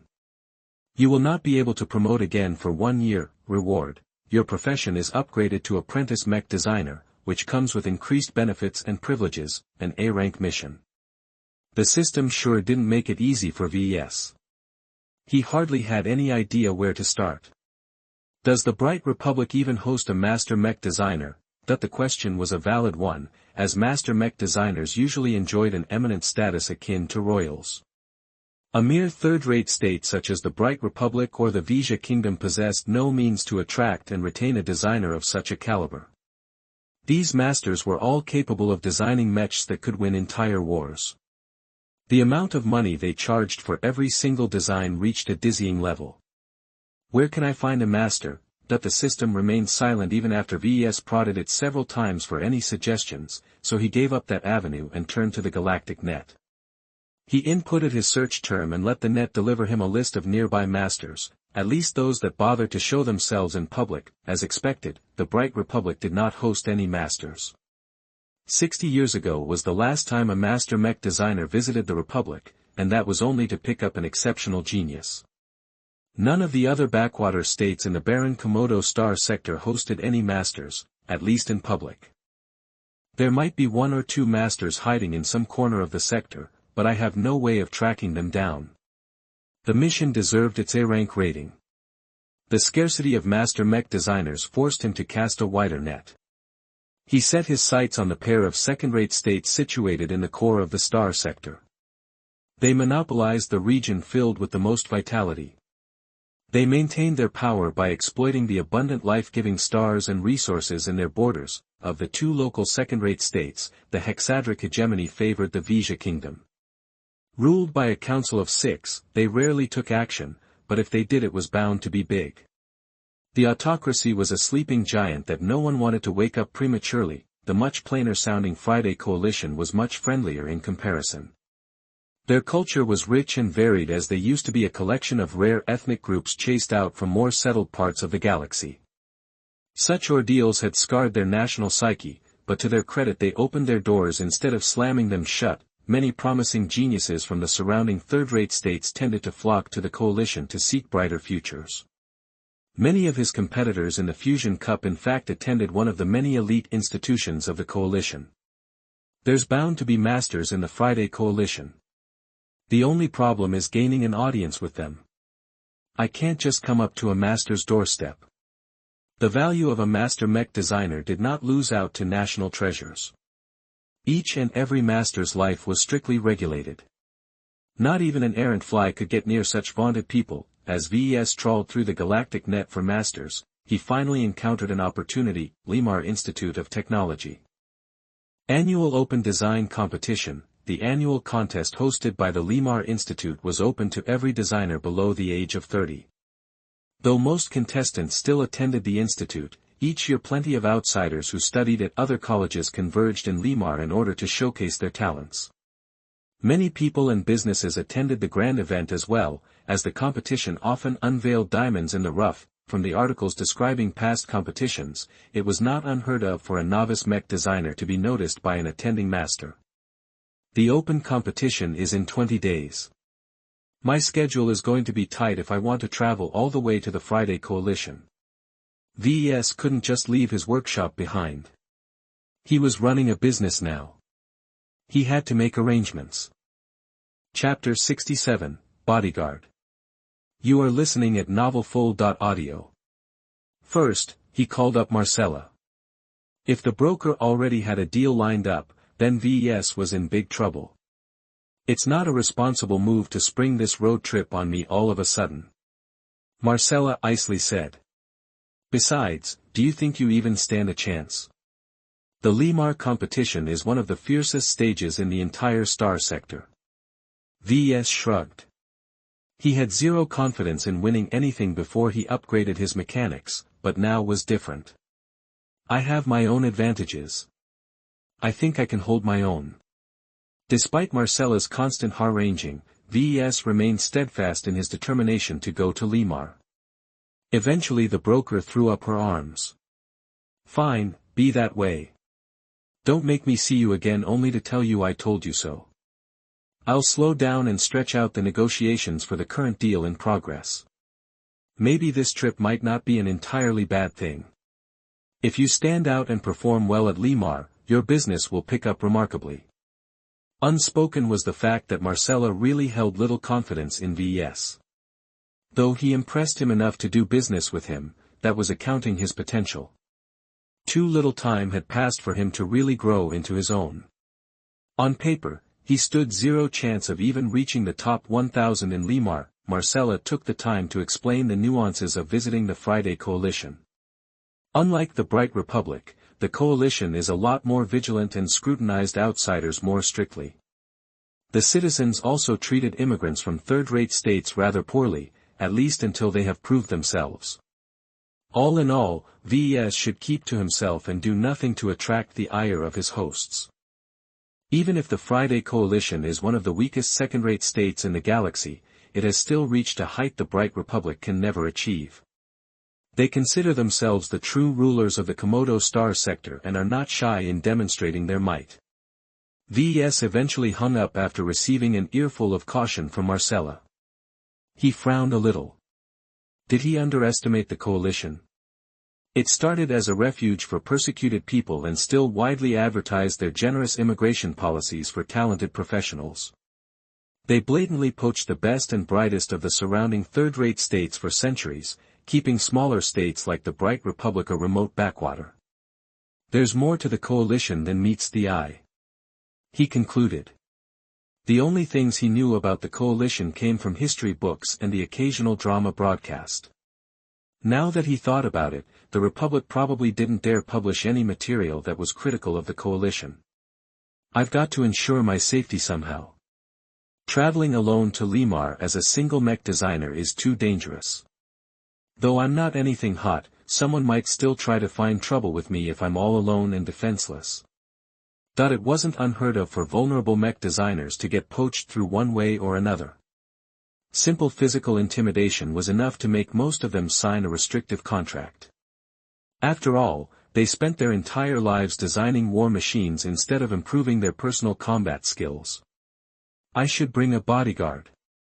As Ves expected his trip to take up to 2 months, the price of hiring a bodyguard shouldn't be too exorbitant. Luckily I completed the sale of my second mech. I'm not short on credits. The only question was who to hire. Should he go to Bentheim and contract a mercenary? Well, maybe I don't need to travel that far. If I recall, SAS should be a security company that originates from a second-rate state. Perhaps they extend the reach of their services to the Friday Coalition as well. It's worth a try. He activated his comm and contacted the representative of Mtlnovel. Miss Robin's pretty face emerged from the projector with a smile. Ah, Mr. Larkinson, a pleasure to see you again. How can I help you? I'm planning a short trip to Lemar in order to take part in the mech design competition there. I'd like to ask if you can provide a bodyguard to accompany me there. Robin maintained her smile though some tension appeared in her eyes. We do offer short-term contracts for guards, but if you wish to extend this service to the coalition, then it will cost you quite a bit. Your guard has to meet very high standards in order to cope with the caliber of opponents he or she may face. Give me a number. She paused a little while she consulted some numbers. Around 9.5 million credits for a 2-month contract. He almost spurted blood at that exorbitant price. That was half a mech's worth of money. Do you have any more affordable options? None that our company allows. This is already one of the cheapest quotes from our coalition branch. I don't know if you are aware, but the Bright credit is a very weak currency compared to the coalition credit. The exchange rates are unfavorable because it just costs more to do business in the coalition. Miss Robin had a point. Ves knew that SAS wasn't out to screw him. The coalition had access to abundant exotic resources. They used their massive population base to exploit these riches and build up their military and economy. Merely the disparity in mech armies sent home how the coalition trumped almost every other state. While the Bright Republic mainly used the cheapest current-gen mechs as their frontline models, the coalition featured the very best current-gen mechs as their basic units. It was rumored that many elite commanders had already transitioned to next-gen models. Even the best mercenaries had access to mechs that could easily trounce the best of the Republic's mech corps. Let me consider my options for a moment. I'll contact you later in order to tell you what I've decided. Very well, but I should warn you that you won't get a better price anywhere else. Even if someone were to offer you a bargain, you will find that whoever gets sent will not be able to keep up in coalition territory. As the two closed the call, Ves thought back about her words. She sounded very certain that Ves would not be able to contract a capable guard. He considered calling Melinda or someone else in the Larkinson family, but halted in his steps. Most of the capable Larkinson pilots served in the Mech Corps. It wasn't possible to ask them to leave their stations and accompany him on his trip. A casual search on the galactic net revealed prices that Ves found hard to stomach. Robin's words echoed in his head as he found that many security escorts came with a correspondingly high price tag. Expressed in coalition credits, it didn't sound too bad, but when converted to bright credits it was enough to drain all of his savings. One of the biggest reasons why the price was so high was because short-term contracts came with a lot of upfront costs. It was more economical to contract a bodyguard over a longer period of time, though Ves would never do such a thing. He simply didn't have the money. It all comes down to money. Without enough credits, I can't gain any meaningful power. He hadn't even traveled to the Friday Coalition and already he had a first-hand taste of its superiority. If Ves translated the relative strengths of its economic might to military strength, then the result painted a bleak picture. Ves faced perhaps the most significant choice concerning this trip. Personally, he thought the risk of encountering a pirate raid or some other unpleasantry was not that big. Spending an excessive amount of credits allocated for future purchases might turn out to be a wasted effort. It's not like I'm going off the beaten path. Lemar is one of the core planets of the Coalition and the space routes are well patrolled. What Ves simply couldn't stomach was spending 10 million credits for a bodyguard that only accompanied him for a whopping 2 months. Perhaps someone born with a silver spoon like Vincent might accept the price without batting an eyelid, but Ves was brought up in a frugal environment. Despite his father's generous salary, Rykal never spent any of it. In fact, Ves still had no clue where his father stashed his savings. In the end, while he didn't doubt the integrity of SAS, he simply wasn't willing to throw away his hard-earned money. He considered his alternatives. Pretty much all of the reputable security companies offered the same baseline prices. Some of the shadier firms offered cheaper rates, but Ves read enough horror stories on the net to realize that they posed the greatest threat to him if he enlisted their services. Several scams existed where a person and his guards that happened to encounter a gang of pirates that overpowered them. While the two sides acted like they were enemies, they were actually in cahoots with each other. Though this sort of thing didn't happen often, it was enough of a possibility for Ves to rule out this option. He wanted a guard that was cheap, loyal and strong enough to deter the most casual riffraff from starting any trouble. With my budget and circumstances, I'll be lucky if I get 2 out of 3. Now where can I find such a chump? That his list of contacts was woefully small. Out of the names in his list, one group had potential, if barely. Walter's Whalers might be a small-time gang that ruled over a single rural planet, but they were not antagonistic to his mech business. They shared a common interest in helping Cloudy Curtain develop its economy. Despite his better instincts telling him that it was a terrible idea, Ves decisively chose to contact Dietrich, the so-called little boss. Hey. Look who's back. What's up, my man Ves? Dietrich greeted him over the comm even as he was doing something that required him to discard all of his clothes. The smile on V's face grew cramped. I'd like to inquire you about some business, but if you're indisposed, I can call you back later. Oh no, I'm not too busy. I'm the master of multitasking, baby. The little boss boasted, and several enthusiastic voices cheered in the background. Just spit it out. My ears are always open to you. Ves already regretted contacting Dietrich. Perhaps he should reconsider Mtlnovel's offer. But when the price tag came into view, his eyes hardened. He didn't want to waste his precious savings. Chapter 68, Harrier. You are listening at novelfull.audio. Surprisingly, the little boss was receptive to the idea. I always wanted to see the coalition with my own eyes. My old man always nags about the power of the gangs operating in the center of the star sector. It's about time I take a look. Ves did not expect Dietrich to offer to come in person. It's not necessary for you to accompany me. I can make do with any decent pilot. No, you deserve better. While I'm not as good as the old coots who have been with my father for centuries, I can still hold my own. That after several attempts to change his escort, Ves gave up. At least the little boss offered to accompany him for free. Though his caliber was nowhere near a bodyguard worth 10 million credits, he was not a pushover. That should be enough. Say, I'd like to ask a favor from you. Dietrich smiled with more than a little slyness. Since you're a fancy designer, you should know a lot about mechs, right? I'd like you to tinker with my mech. Just a tune-up is okay. I'm not sure that's a good idea. It will take time, and I need extra materials. No worries. We have a small stockpile of spare parts. You can grab anything you want as long as my mech gets better. As for the time, well, we both know it won't take an entire month to reach Lemar unless you take the cheapest space lines. Since he was loaded with money for the moment, Ves already reserved a first-class seat aboard a premium space line. It took little effort for Dietrich to reserve the seat next to him and also pay for the privilege to bring along his mech. Naturally, the war machine would be safed and stowed in the cargo section of the giant passenger ship. Alright, just head over to our base in Freslin. You know where it is. I'll clear you to use anything from our workshop and storage. As Ves hung up, he sighed. Seems like he was pretty much stuck with Dietrich. Besides, it might not be a bad thing to develop a closer relationship with the heir of Walter's whalers. His men could keep an eye on his workshop in his absence. He didn't fully trust his basic automatic security systems to keep out determined thieves. After a brief trip aboard an air car, Ves arrived at the same dilapidated-looking base where he first met Dietrich.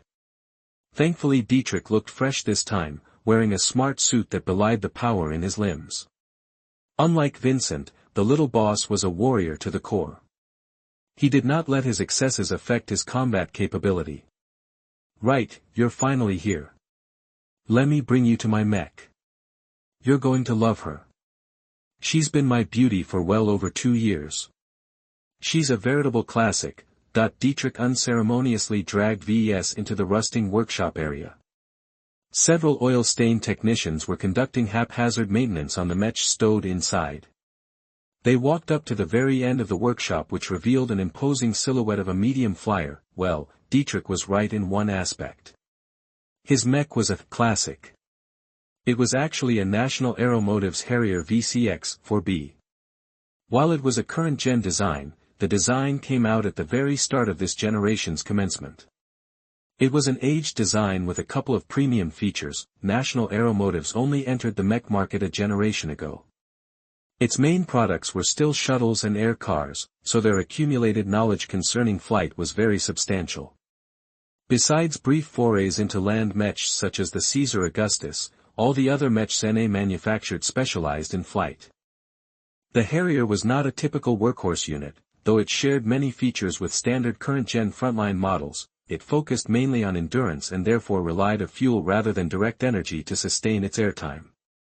Its beefy flight system was capable of switching between energy-saving mode and high-intensity flight mode at the cost of weighing a bit more than other flight systems. This made the medium mech carry only a fairly light amount of armor for a medium mech. Still, NA always excelled in developing heat-resistant armor, so the Harrier fared pretty well against energy weapons. as for its weapon complement, it mainly relied on its ballistic rifle to dish out the hurt. While it weighed down the mech even more, it allowed the Harrier to devote most of its energy to power its flight. The Harrier was capable of carrying a sufficient amount of shells if it decided to forego most melee weaponry. Dietrich proudly approached the mech's foot and slapped his palm against its armor. "Look at this beauty. Can't you see how lovingly I treated her all this time?" Ves had to admit that the V-C-4B was well maintained. Evidently the technicians under the employ of the whalers didn't dare slack off concerning Dietrich's personal mech. It must be the only time they actually earned their pay, as Ves had little experience working on finished mechs. He might as well take the chance to study the Harrier. He borrowed the workshop's diagnostic tools to scan the Harrier from top to bottom. The readings told him that the mech had over a quarter of its parts replaced, and not all of the new parts were standard. In particular, it was difficult to get replacement armor plates from a source other than National Aeromotives directly. Naturally they charged sky-high prices for replacements. With his vastly improved mechanic skill, Ves noted that whoever repaired the armor had some skills, but did not account for every factor. He guessed that the mech's center of balance was slightly out of alignment, which affected a host of things that did not result in anything good. "I can see it needs some work. If you don't mind, I'll be taking some things apart and replacing them with something else. Be my guest, Ves. That why I've invited you here for. As long as you can make my baby run better, I'm okay with anything." It was reassuring to hear Dietrich place so much trust in Ves. For now, their interests aligned. The bonds between the two tightened as they mutually sought to take advantage of each other. Ves wanted to shelter under the umbrella of the whalers, while Dietrich sought to enlist a high-end engineer. Ves went to work on the Harrier. He first took out all of the replacement armor and set them aside. He then inspected the internals underneath and made a few calculations. If he wanted to reset the center of balance, then he had to move stuff around. One bad habit that National Aeromotives never shook off is that it inherited Jason Kozlowski's penchant of stuffing too much goodies in very little space. Fortunately, the Harrier wasn't so bad in that regard. NA certainly tried to curb their habits as much as possible so Ves didn't have to risk bumping into something delicate when he moved a couple of minor components around. One limiting factor was that over a quarter of the internals were dedicated to supporting the flight system. Ves lacked the expertise to play around with these components without screwing up the mech's flight capabilities. His background in ballistic weaponry was also too shallow for him to tweak the ballistic rifle, let alone understand it completely. "I should try to plug this hole a bit once I have some DP to spare. I can't rely on beginners' knowledge concerning weaponry forever if I want to keep up with the higher echelons of mech designers." Overall, the mech technicians had done a good job keeping the Harrier in shape. Ves did not have to correct any glaring errors, just minor misjudgments. He did add one little surprise.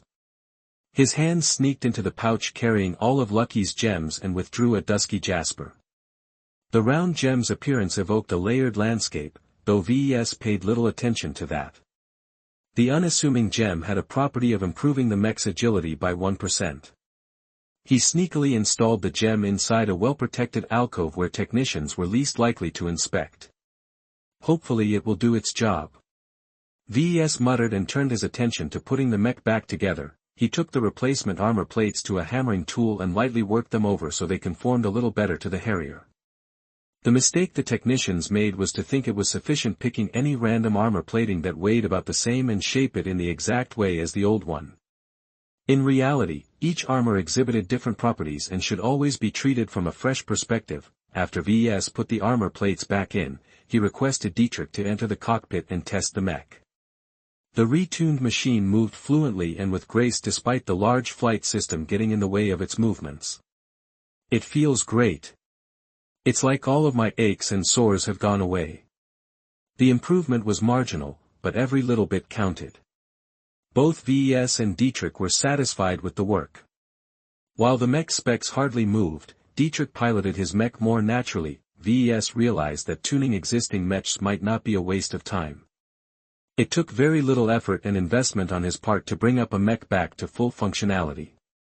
If Ves ever ran into a dry spell of orders, He could advertise his abilities as a mech tuner and earn some pocket money by tinkering with older mechs such as the Harrier.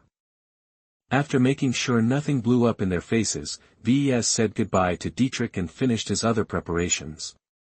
He stopped by at Sonja Labelin's office and paid a little extra money to keep his security suite functioning even when he was away for an extended period of time. "It is regretful that you declined our offer to escort you to Limar," Robin added after they dealt with this matter. "While the main space routes of the Coalition are well patrolled, nothing is absolute. And that isn't even taking into consideration what can happen planetside. I really do wish I can hire your bodyguard, but my financial situation simply doesn't allow it." Ves excused himself as he stood and left for the exit. "However, that doesn't mean I will pass you by in the future. Once I get a good volume of sales, I'll be sure to take advantage of your other services." "That sounds wonderful, Mr. Larkinson. We are always ready to serve your needs." When Ves returned to his workshop, he packed up his luggage and made sure to stow away all the loose tools and bots. He turned off and set the 3D printer and assembler into hibernation mode. As Ves turned off the lights, he wondered how much would change once he returned from Limar. "Hopefully I'll come back as a triumphant apprentice to a renowned master." Ves had a fitful night of sleep as his excitement was hard to suppress. He lived, studied and worked in the Bright Republic for his entire life. Never had he stepped foot on a star beyond the borders of his familiar state. Chapter 69, The Incident. You are listening at novelfull.audio. The Ricklins gathered at an open field next to Vincent's mansion. Normally, the elders of the vaunted family never paid attention to Vincent. However, the duel he so loudly proclaimed in the news inadvertently involved the family's honor. Some bystanders might become surprised to see someone cared about Vincent's reputation for once. The difference from previous situations was that Vincent only disgraced himself with dubious lifestyle choices so far. How could anything he do be any worse? The key difference involved mechs. Values such as honor, bravery and service to your state were intertwined with modern society. As disgraceful Vincent had already been, chickening out a duel not once but twice would smear their name to such an extent that they'd start to lose business opportunities. "We're the coward who calls himself a mech pilot." A booming voice broadcasted from a tall and bulky heavy mech. "For all his bragging, he better be here on time. I don't want to miss my own victory party." At both sides of the field stood two groups of spectators. The smaller group was obviously the Ricklins, along with a smattering of Vincent's playboy friends. On the other side of the field stood a similar group of elders and young second-generation princes. It was evident without saying that Vincent attracted the ire of the backing of his opponent. Keeping both sides safe were guards and security screens. Scores of technicians were busy preparing the field by setting up strengthened security screens that did not lose out to the powerful shields that kept arena battles contained. Just beyond the perimeter were scores of patrolling mechs. No outsider would have the opportunity to sneak close. Within the core of Ricklin elders sat a dainty, fresh-eyed maiden. Her petite body contrasted remarkably with her predatory blue eyes. She flipped her exquisite blonde locks and yawned. "When will my idiot brother arrive?" Caitlin asked one of her many attendants. "It's almost time to start. Young miss, word has just arrived that Vincent has boarded his new mech. He should be here in a couple of minutes. Always late to the party, I see." As usual. The young heiress of the Ricklin line thought this duel was a waste of time. Vincent had no skill in piloting mechs despite possessing the requisite aptitude. Their descendants never produced potentates, thus they never valued honor and duty. What was the point of dying in combat when you could pay someone else to do it in your stead? Money was the real road to power. Personal combat prowess was irrelevant in her eyes. Nevertheless, just because the Ricklins took a dim view on duels didn't mean that others thought the same. In this modern, mech-obsessed age, to receive a challenge and refuse outright was a sign of cowardice. To issue a subsequent challenge and not show up was a sign that your entire family line was craven and untrustworthy. Caitlin gnashed her teeth, the force of which could crack any baseline human's teeth. After many years of lying low, Vincent had gone overboard with his excessive personality and crossed the line. It was a mistake long in the making, but the Ricklins were blindsided when it finally happened. Even her vaunted intellect hadn't anticipated such an incident due to her innate disdain for her older and genetically inferior brother. When Vincent finally stomped over with his new mech, everyone stopped their small talk and gaped at the sight. A majestic black, red and golden mech approached the improvised arena with immeasurable confidence. It was as if it mistook the astonishment from the crowd with worship. "What is that?" Caitlin growled. "It appears to be a codpiece." The modified Mark Antony made for a unique sight. While the cape and embedded lights were bad enough, the extra piece of equipment mounted at the front of the waist attracted everyone's attention. No one could get their head around why a mech needed a codpiece. "You're a goner, Turin, because I have something you don't." Vincent confidently boomed out of his brand new mech speakers. "There's no way a man can lose to a eunuch." That the situation escalated from there. Turin, the pilot of the Heavy Knight, raged inside the cockpit. "You, clown. You've gone too far. I'll beat you up and kick that stupid organ into scrap. Ha ha ha ha. I don't need to listen to a sissy hiding in a heavy mech like you. I bet yours is so small that you feel the need to compensate by. That's enough. I'm going to shut your mouth." Turin yelled back as he exploded into action. The crowd was caught off guard by the heavy mech's impulsive action. The technicians who were busy installing the security screens quickly rushed their work in order to safeguard their clients. A couple of knights stepped closer and stood in front of the crowd in order to shield them from any errant shots or flying debris. Caitlin's head guard stared worriedly at the charging heavy knight. "Perhaps it is better to step back. We cannot trust these security screens to shield us completely." "Yes, let's. There is no need to witness this barbarity this close." The Ricklins calmly walked away, intent on enlarging the buffer between them and the impending violence. Meanwhile, the heavy knight lumbered closer to the Mark Antony, which still stood as if it was preening into the sun. Just as the heavy knight was about to collide with the medium mech, something inexplicable happened. The heavy knight adjusted its course and avoided Vincent's mech. Instead, it continued to careen forward without any sign of stopping. What is happening? Did he miss on purpose? Turin isn't stopping. He's going to collide against the security screen. That the hastily erected security screen broke like a pane of glass when the multi-ton heavy mech barreled right through. Its momentum bled off, but the knight resumed its stride and collided its shield against a nearby Ricklin mech. Chaos ensued as many other mechs suffered from surprise attacks. Most of the mechs stationed in the field came from Vincent and Turin's retinue.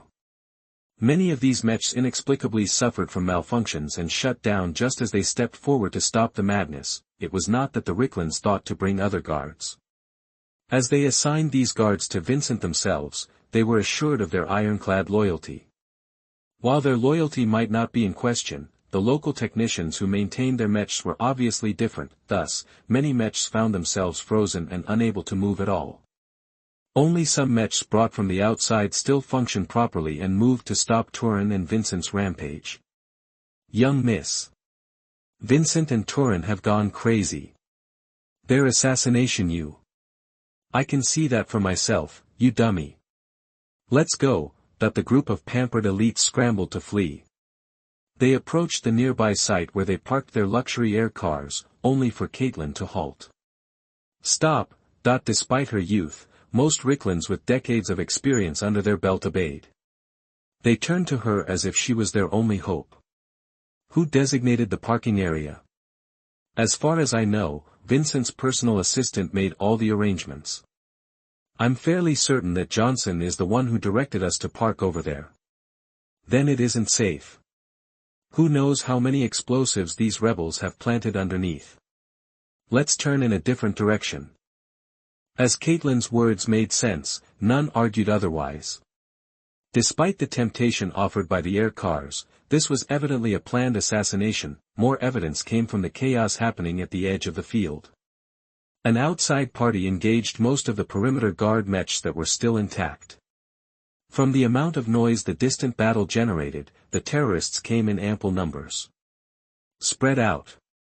Don't bundle up too close. That while Turin engaged the closest mechs, Vincent finally made his move.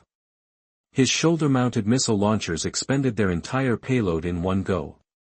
The deadly guided projectiles aimed straight at Caitlin and the other Ricklin elders. A couple of still functional elite guards jumped in the way with their shields.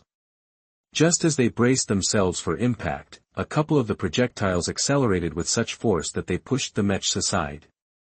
Those are concussive missiles, that the rest of the missiles also displayed unusual traits by smoothly going around any mechs in the way. Only anti-missile fire was effective in stopping them. Just as the surviving volley landed at the group of panicking Ricklins, the final guard mech threw out his shield and used its own body to block the final payloads.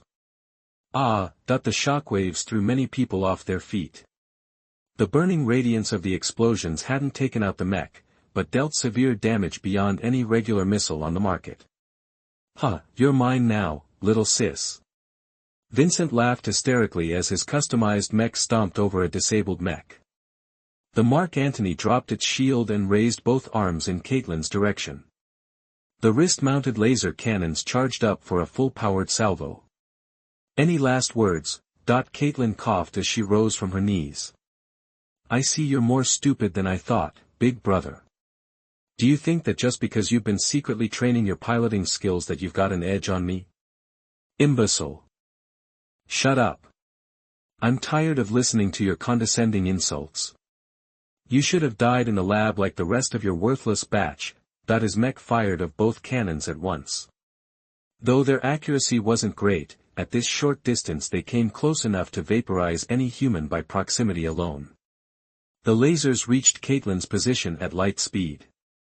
An area the size of an air car parking lot instantly got scorched with an immense amount of thermal energy. Scores of Ricklin elders who were too slow to run very far got turned into ash and smoke.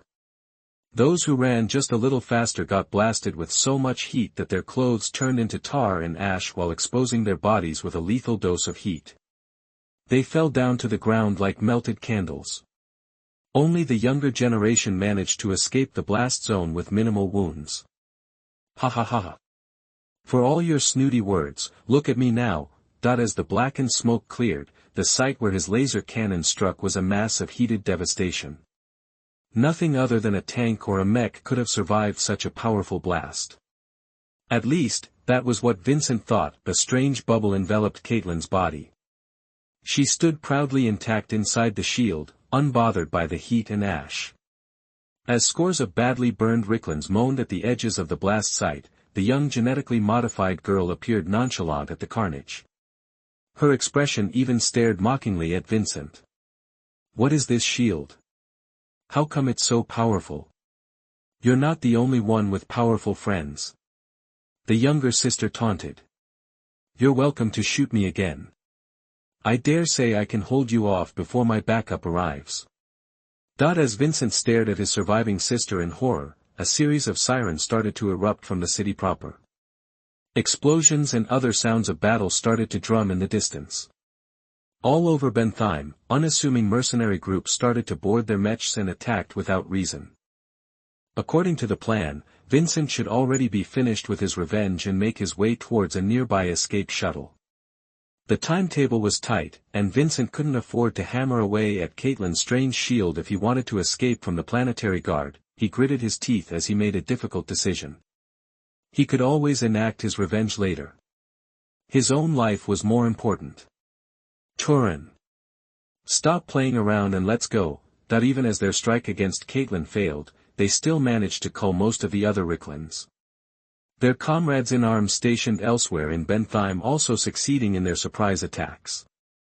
Bentheim's infrastructure suffered serious damage, and the death toll rapidly rose as the fires spread. It was the prelude to war. Chapter 70, Hasty Exit. You are listening at novelfull.audio. Back in Cloudy Curtain, Ves woke up with tired eyes. Since yesterday, he prepared his departure with Dietrich. They booked a brief flight to one of Bentheim's orbital space station and wait for their long-distance passenger ship to arrive. A call interrupted his final preparations. Ves picked up the comm and Marcella's worried face showed up. Ves, about your trip. Perhaps it's best to make yourself scarce for a month or two. There's trouble afoot. This sounded serious. Something that disturbed the unflappable Marcella should not be a trivial matter. What happened? It's about Vincent Ricklin. He's gone mad. He went on a rampage when he demonstrated your customized Mark Antony's prowess to his family. Just hearing Vincent's name again made Ves wish he reconsidered doing business with him in the first place. Sure, the credits was nice, but if he did something serious enough for Marcella to call him in the morning, then it was bound to be bad. How bad is it, and how will it affect me? He tried to fire his laser cannons on the presumptive heir of the Ricklins, a lass called Caitlin. Somehow, she survived, though how I don't know, but many other elders failed to get away from the blast area. Vincent buelled through the household guards and escaped from Bentheim with a well-prepared escape shuttle. That sounded like a lot of trouble. Though Ves was uninvolved with this terrorist attack, he'd be in for a lot of scrutiny just by providing the mech to Vincent. Did the mech corps catch him? That the frown in Marcella's face grew even more grim. No. He had helped that delayed the rapid response units. Pirates somehow smuggled themselves onto Bentheim and caused enough chaos to cover Vincent's escape. Nearby patrol ships all found themselves crippled by explosions when they attempted to chase their escape vessels. They've succeeded in pulling off the most blatant attack on Bentheim. The news was incredibly bad for all those who had an inkling of involvement with the events. How's the casualties? Excluding the Ricklins, over 200 people have fallen in the ensuing chaos. The pirates weren't subtle in their actions. You know the damage a mech can do in a densely populated city. It must be a nightmare back in Bentheim.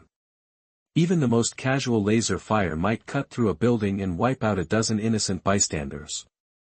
The injured must run up in the thousands. I can't stay behind. Ves said as he simultaneously felt conflicted. As bad as I feel right now, I'm really innocent. You know the Mark Antony is a last-gen mech. It's hardly an elite mech in today's standards. That's why I support your impromptu vacation. Right now the public is in a frenzy and the mech corps has fallen flat in securing the star system. The investigators must be in a frenzy right now and it won't be long before they send someone your way.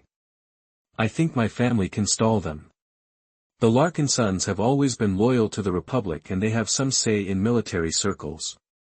Well, you best call on your daddy because this show is just starting.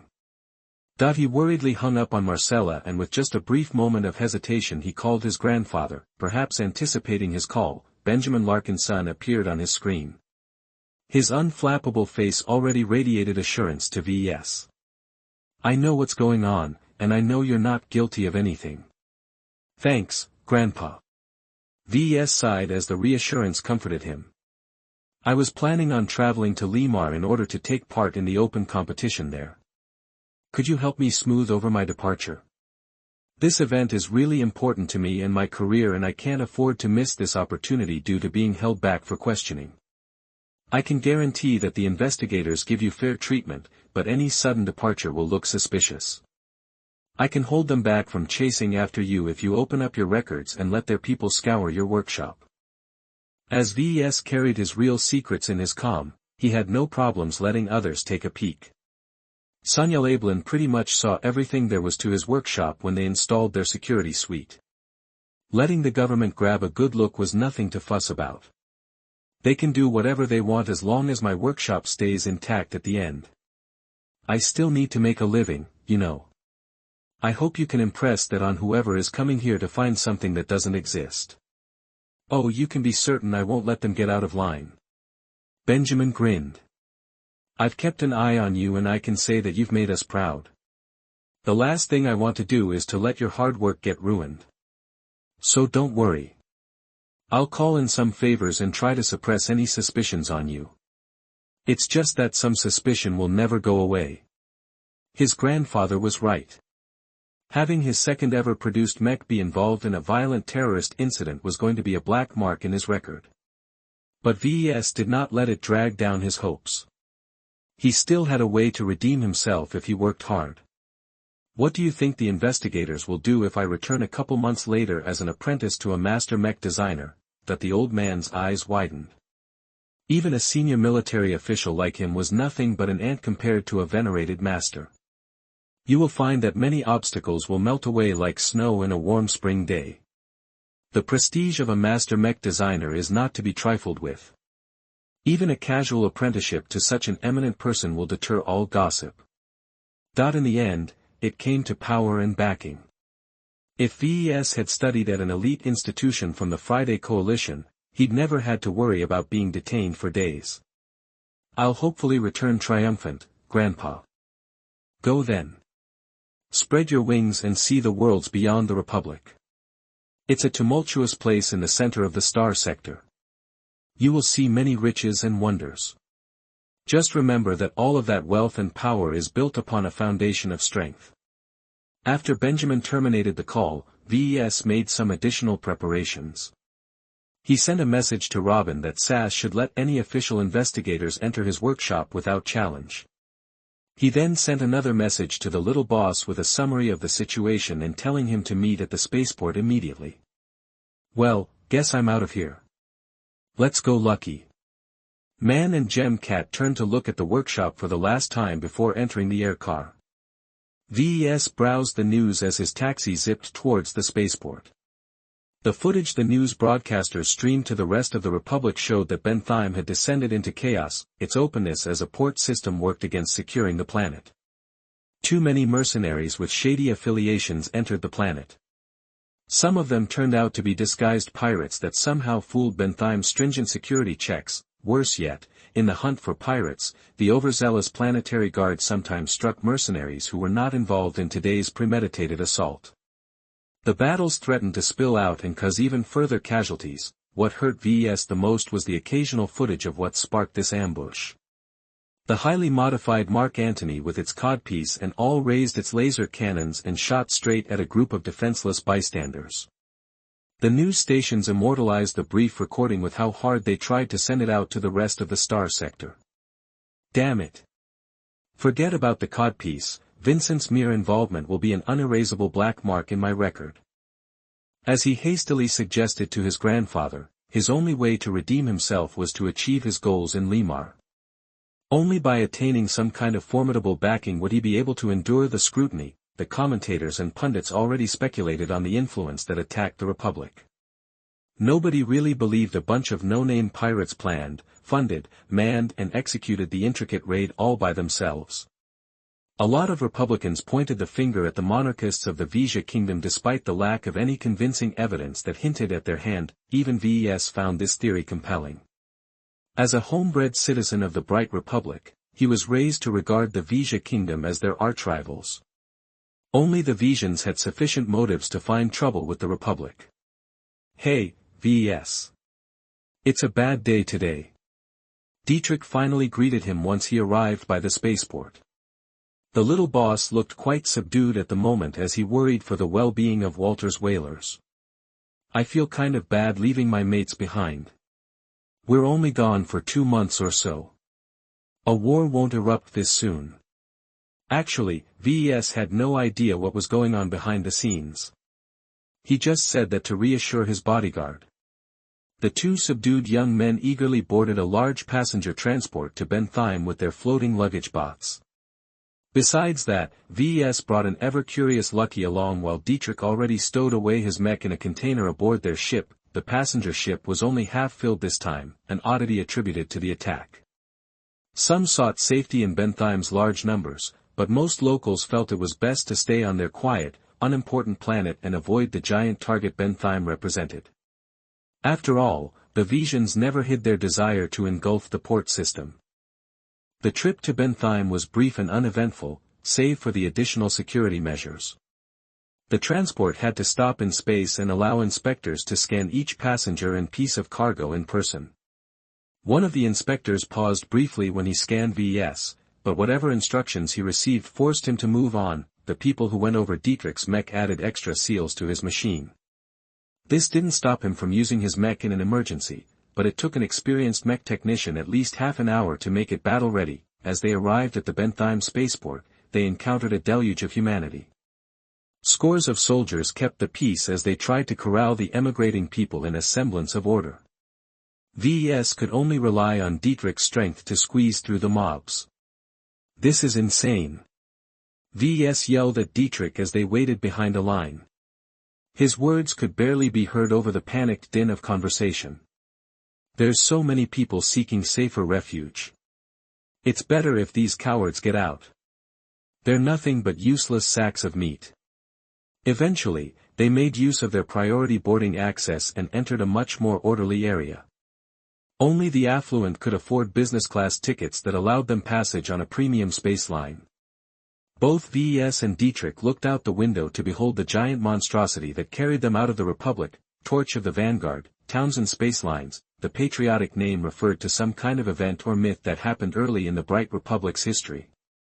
While the Republic subsidized the construction of the ship, the operating owners of the entire line resided in the Coalition. Marcella highly recommended this line to Ves.